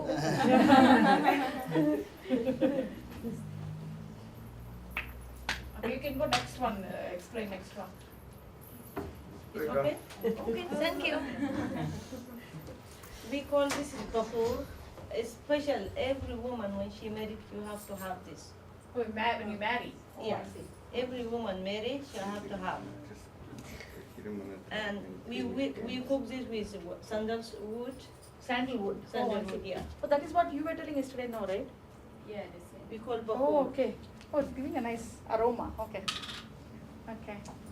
Is that food? It's just some sort of No, it's to burn it, I suppose. As yeah, incense. burn it To burn it as incense. When you clean your house, you can put it and Pass it make down. your house smell good. So you prepare this. Yeah, I cook with sandalwood. This is too. Room refresheners like. We put it here. You can put Oh, okay, put it fire here. here, then you put it here. So you put it here and then put the fire. In the, It's just like in the house. incense, maybe. Yeah. So are you from Sudan too? Yeah, she's I'm from from Darfur. Sudan. But I am from West Sudan. I'm from Darfur. And this too.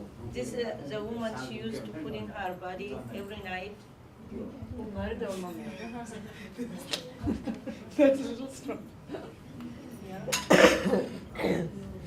We call this wigna, and the other one is bamboo. And this is a perfume. What's the ingredient of Oh, this is nice.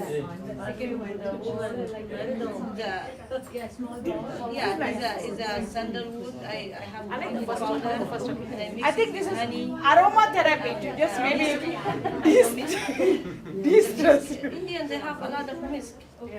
You know musk? Yeah. Musk. Musk. So we mix it together and then. Oh, with you the make honey. all the perfumes at home? Yeah, I make it at home. Oh, next year we should have some. I mix it with the honey, then I make it like that. Maybe next year parent university will have training on how to make perfumes. Okay. Yeah, the one is very good. Yeah. But this for Sudanese woman, south or west or east, is important for every woman she's married. You have to have. Oh, I see. If you don't have those, everybody talk about you. She's lazy, she don't have it.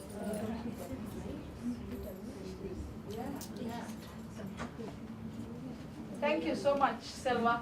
Next we have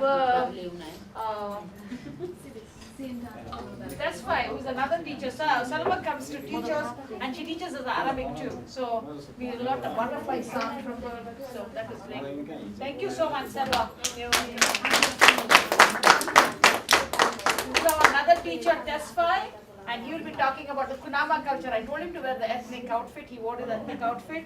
And then another one, Maria also was the teacher, but she had to go for an appointment, so I sent her. Yeah. I'm Tesfai. I'm from Eritrea, Kunama. Eritrea is here, small country. Before it was in Ethiopia, they are included Ethiopia. By 1991, he got his pen. Now he's separated. You use? Yeah, when we offer the So we have to we given away. Okay. We Kunama from one of the Eritrean people. We will this one. This is, they call Makalita. Yeah. This is Kamisa. This is one for boys. For ladies too. Yeah, we can show that picture. You can show Yeah, we'll show the it. picture. Now We say hello, Maido Kambe. Maido Kambe. Good Fasha. Fasha. Girl Kisha. Kisha. Boy Desha. Desha. Song Anana. Anana. Come Awa. Awa.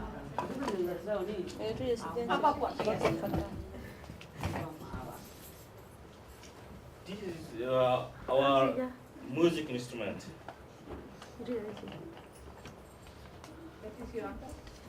Now we don't have a record, but most of them they are this one time in the year. That is the time of the September, like Christmas.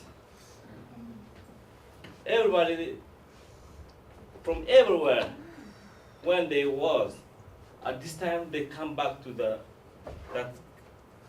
place.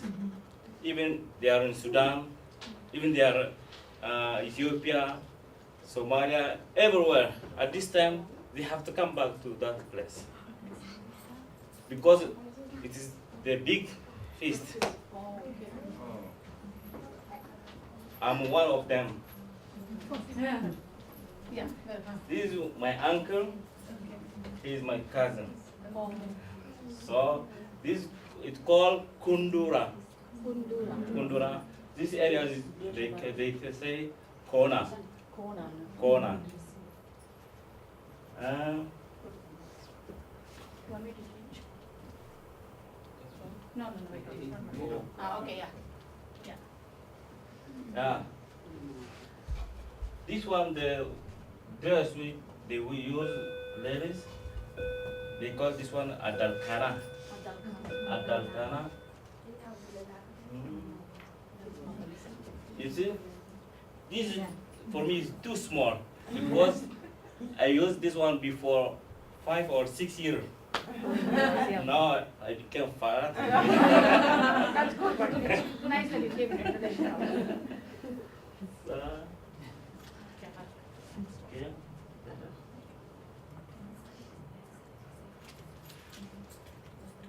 This is hairstyle. Hairstyles. This they call Kisha Anna. Kisha. Unmarried. Unmarried. Oh, okay. Unmarried. If they get married, they use this one. This one they call Udana. Udana. Oh, unmarried, married. Yeah, unmarried and then married.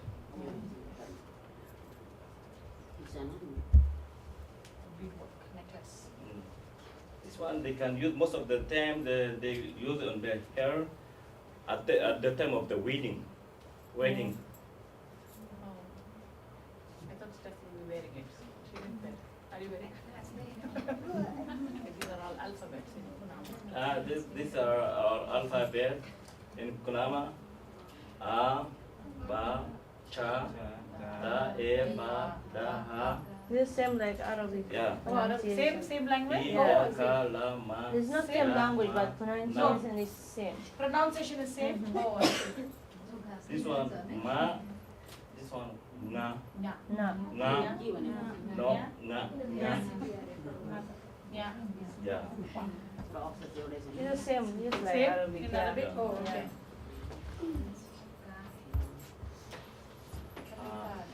In our wedding, they call Keleta.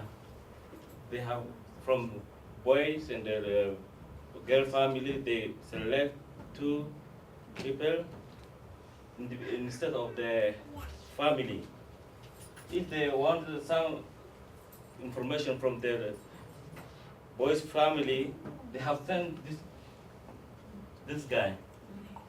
And if they need some things from the boys' family, the ladies' family, they have sent this one. They have to tell this one, and he go and tell he can bring for the another family. Otherwise, they never go by themselves.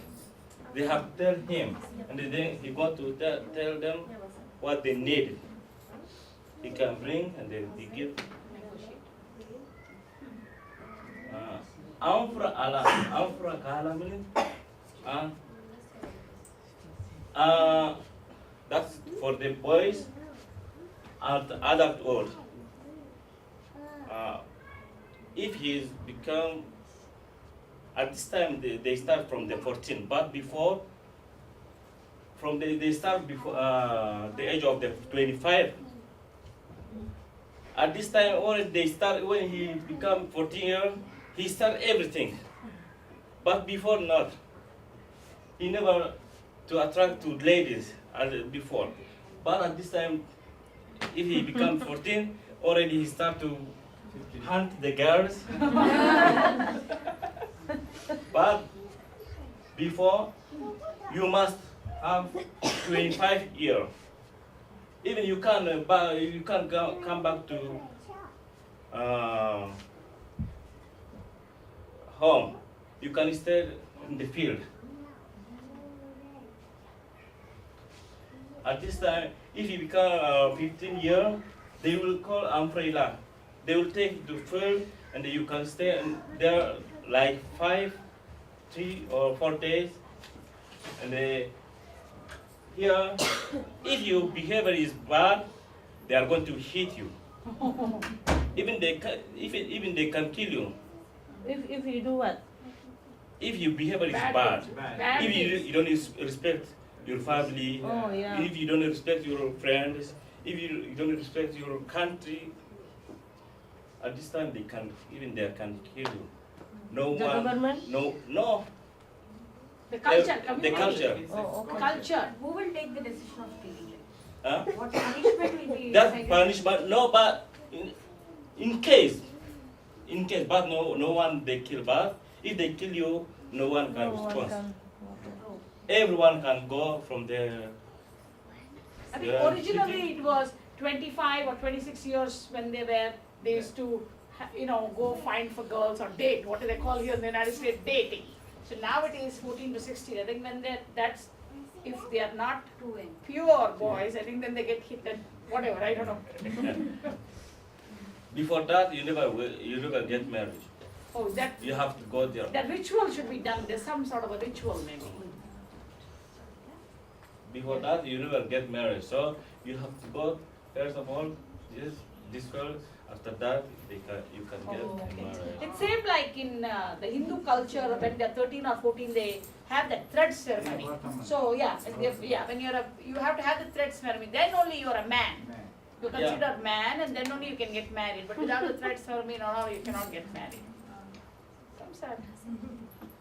A lot of culture is similar. Yeah, it's similar. It's similar actually, only the way we respect different way, but it comes it's similar. Thank you so much. That's nice. I just have to talk about Russia. But if you want to take a break, get up and take some snacks and everything, and then we'll. This is last. Alicia is from Russia. She's in our parent university. She's a medical doctor.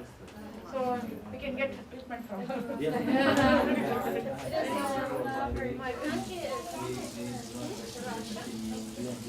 this is the Russian board. This board is map of Russia. Map of Russia. So it's the biggest country in the world. Either they can date the kids or if he is not respecting the Yeah, biggest country. This side is Europe.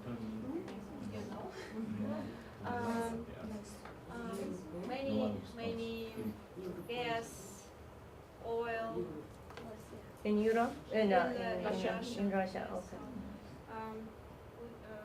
Gas or oil we export from our country to Europe.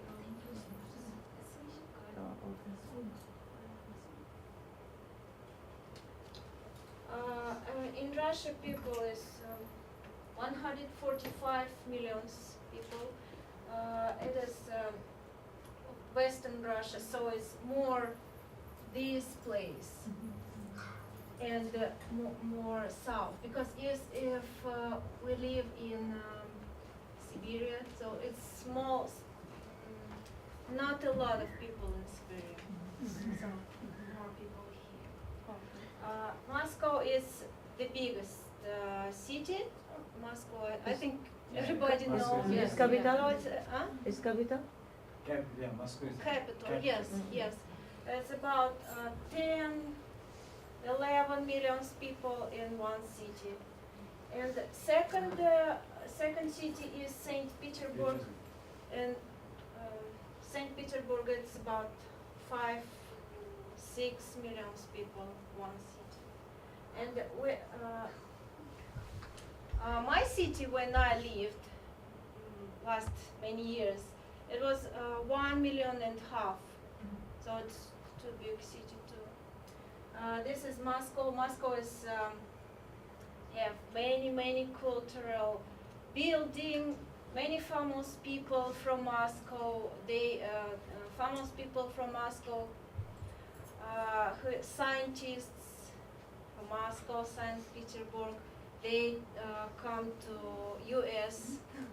and they stay and they live in United States because they have opportunity to work in United States. But some scientists still live in Moscow and St. Petersburg. St. Petersburg is very, very beautiful city. Very beautiful. In many old building, and every centimeter is beautiful. Many houses is excellent. When I was young, and I traveled to St. Petersburg, and every step I see lions from like brick stones, lions, children, small child, many.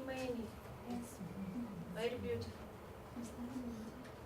It's famous building in St. Petersburg. It's Petergov. It's fountains.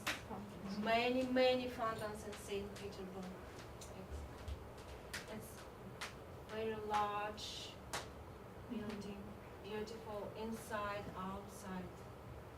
Many churches in St. Petersburg, and in every city, many churches.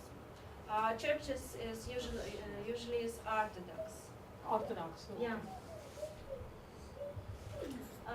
It's for Abbasid, for example, it's like Siberia. It is more smaller cities, and all the old cultures in these cities, and it is normal clothes for people, but in every city has beautiful places and not every beautiful places. It is normal houses in very small villages. In villages, usually not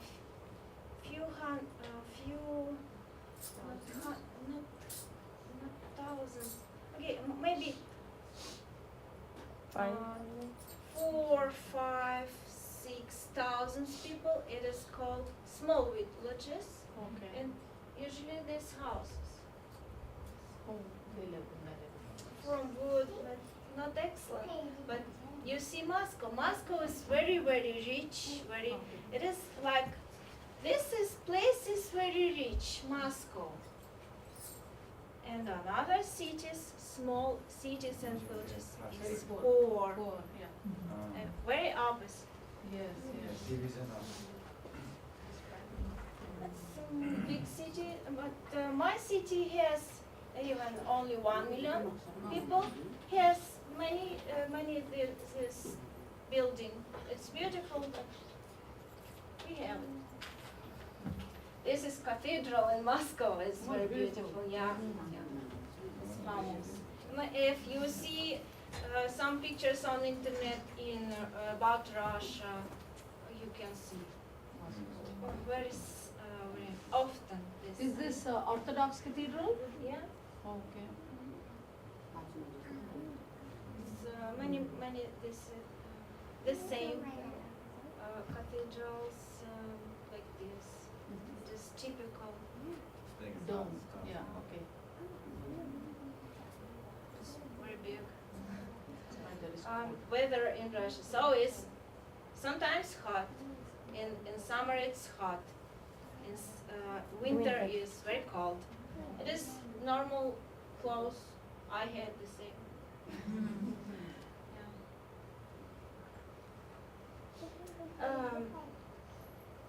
It is very famous. Okay. It is translate in Russian language. It is In English, from or you in translate it? Okay. English. Yes. As one cannot understand Russian by reason. One cannot measure her by common measure. She cannot. She has a special kind of grace, and one can only believe in Russia. We can only believe. Sometimes we don't understand, even myself, even himself, herself, but we feel it. So stereotypes is some people think it's always cold. Not always. Some people, and I hear in Russia many bears walking on street. Never, I did never see bear window car, but it's stereotype. Very depressing. It depends. But even it seems like depressing or gray. But it is true sometimes, but maybe we have reason or something else. But it is inside, it is culture, it's our Cultural. yeah. My feel. But it is stereotypes, but I would say is sometimes yes, we have it. Yeah, it's big cities have Mafia. sometimes it's dangerous. They regulate that, Or cheap. Yes, we have it in even small story. We have it. We have it a lot different kind of work. Many families is drink water. It is problem. Yes, in Russia it is problem. Everybody drinks in Russia? Not everybody, of course not everybody, but a lot of families and then break. But almost we have almost every people drinks.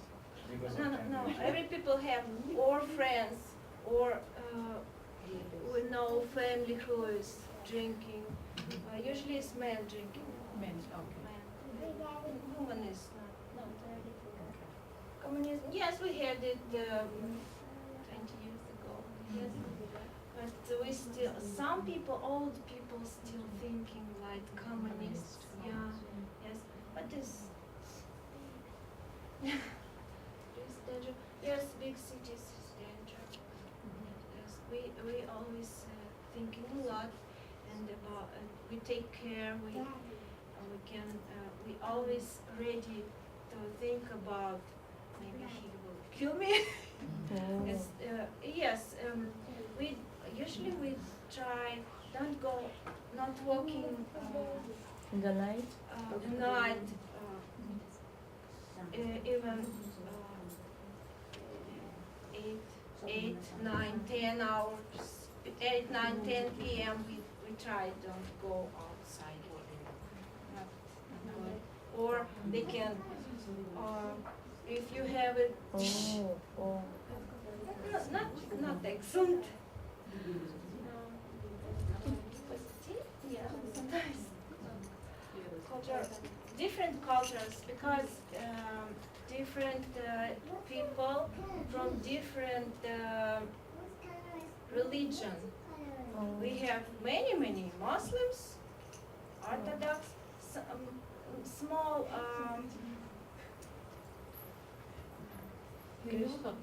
Catholics, yes, very small Catholics are small community. Yeah.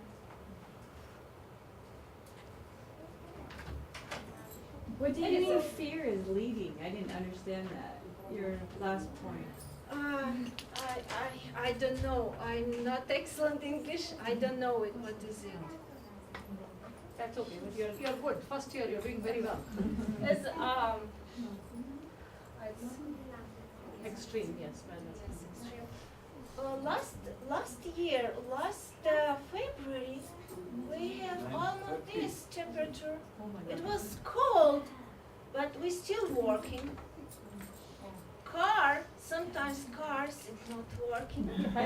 we try to go to job, we cannot. Car not working. How come you go? Walking?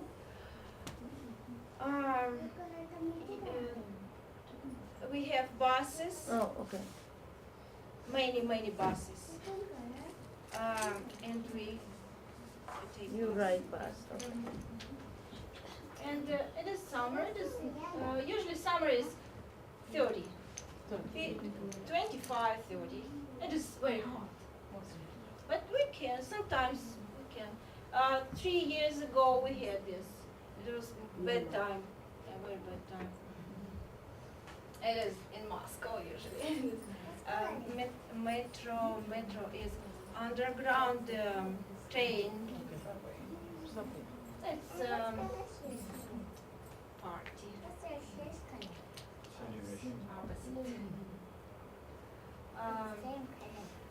This is, we have it many places, we have it. Famous pictures from it. This is normal building, it's very, very high, but it is not New York, of course. But cities, usually this building, high building, 10, 15 floors, and people live. It is normal. Usually it is 2, 3, 4 rooms. If more rooms, it is have very rich people. But it's normal. Many, many buildings, all city. It is from theater. Almost every city have it. Yes, and on for example, on beautiful old building, but we have something. This is shop. This is, for example, something about different things. So pictures. We didn't know, I don't know why, but it's happened. Cold, hot, extravagant.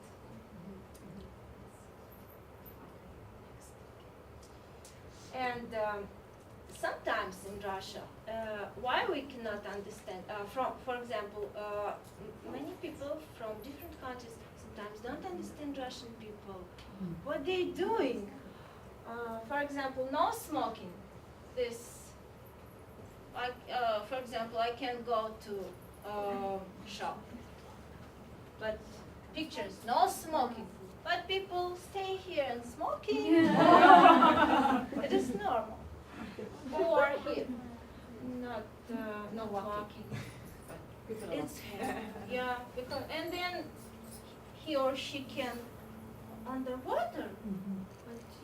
They don't follow in the rule. We send everybody to America. Every day, even children start to it. So no swimming. Many people do. Sometimes it is danger. Last summer I didn't know. My city has river, big river, and I could know it is danger to swim this month. I could only know from internet if I want to search about this information. But even we had no on the beach. We had no this sign.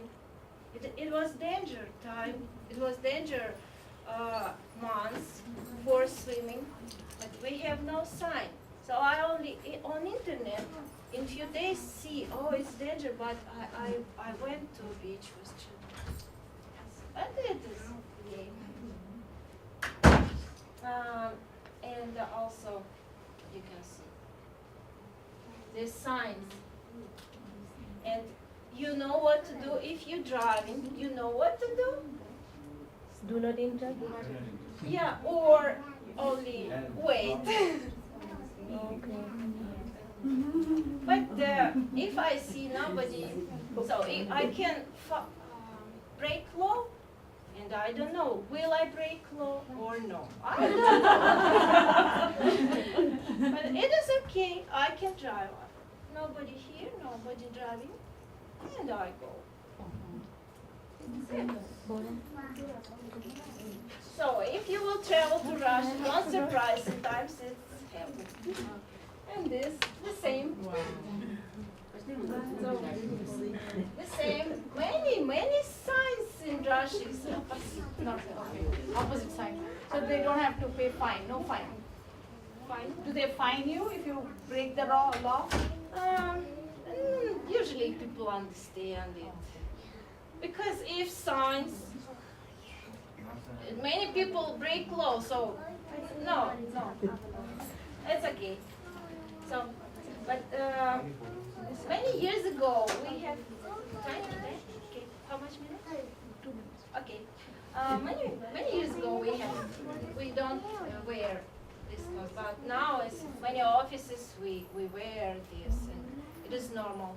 And usually people, Russian people, very professional. They try to spend many money for clothes every day, change beautiful clothes, and makeup every day. Women they doing makeup every morning. It's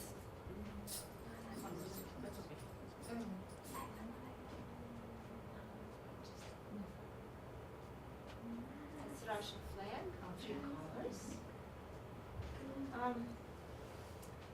Many scientists, many cultures, arts, philosophy, classical music, many compositors, painters, many it is symbols. It's only a few years ago, maybe 50 years ago, in small villages, we had the same houses. It is inside houses. It's good. No, still small villages has it. It's famous in sauna is in English language, but in Russian we have it. We still have it. And Russian clothes. When I was young, I played a little bit. Now it's very seldom. We have it. We still have it often, and we can buy this, but not drink tea. It is for tea. We have this. It is toys. You open. Can open a small doll. You open and next small doll. It's you. When I was very young, I played. Famous food is soup. We cook it almost every day. So it is good if you have every day you have soup. It is sure. That's enough. Okay.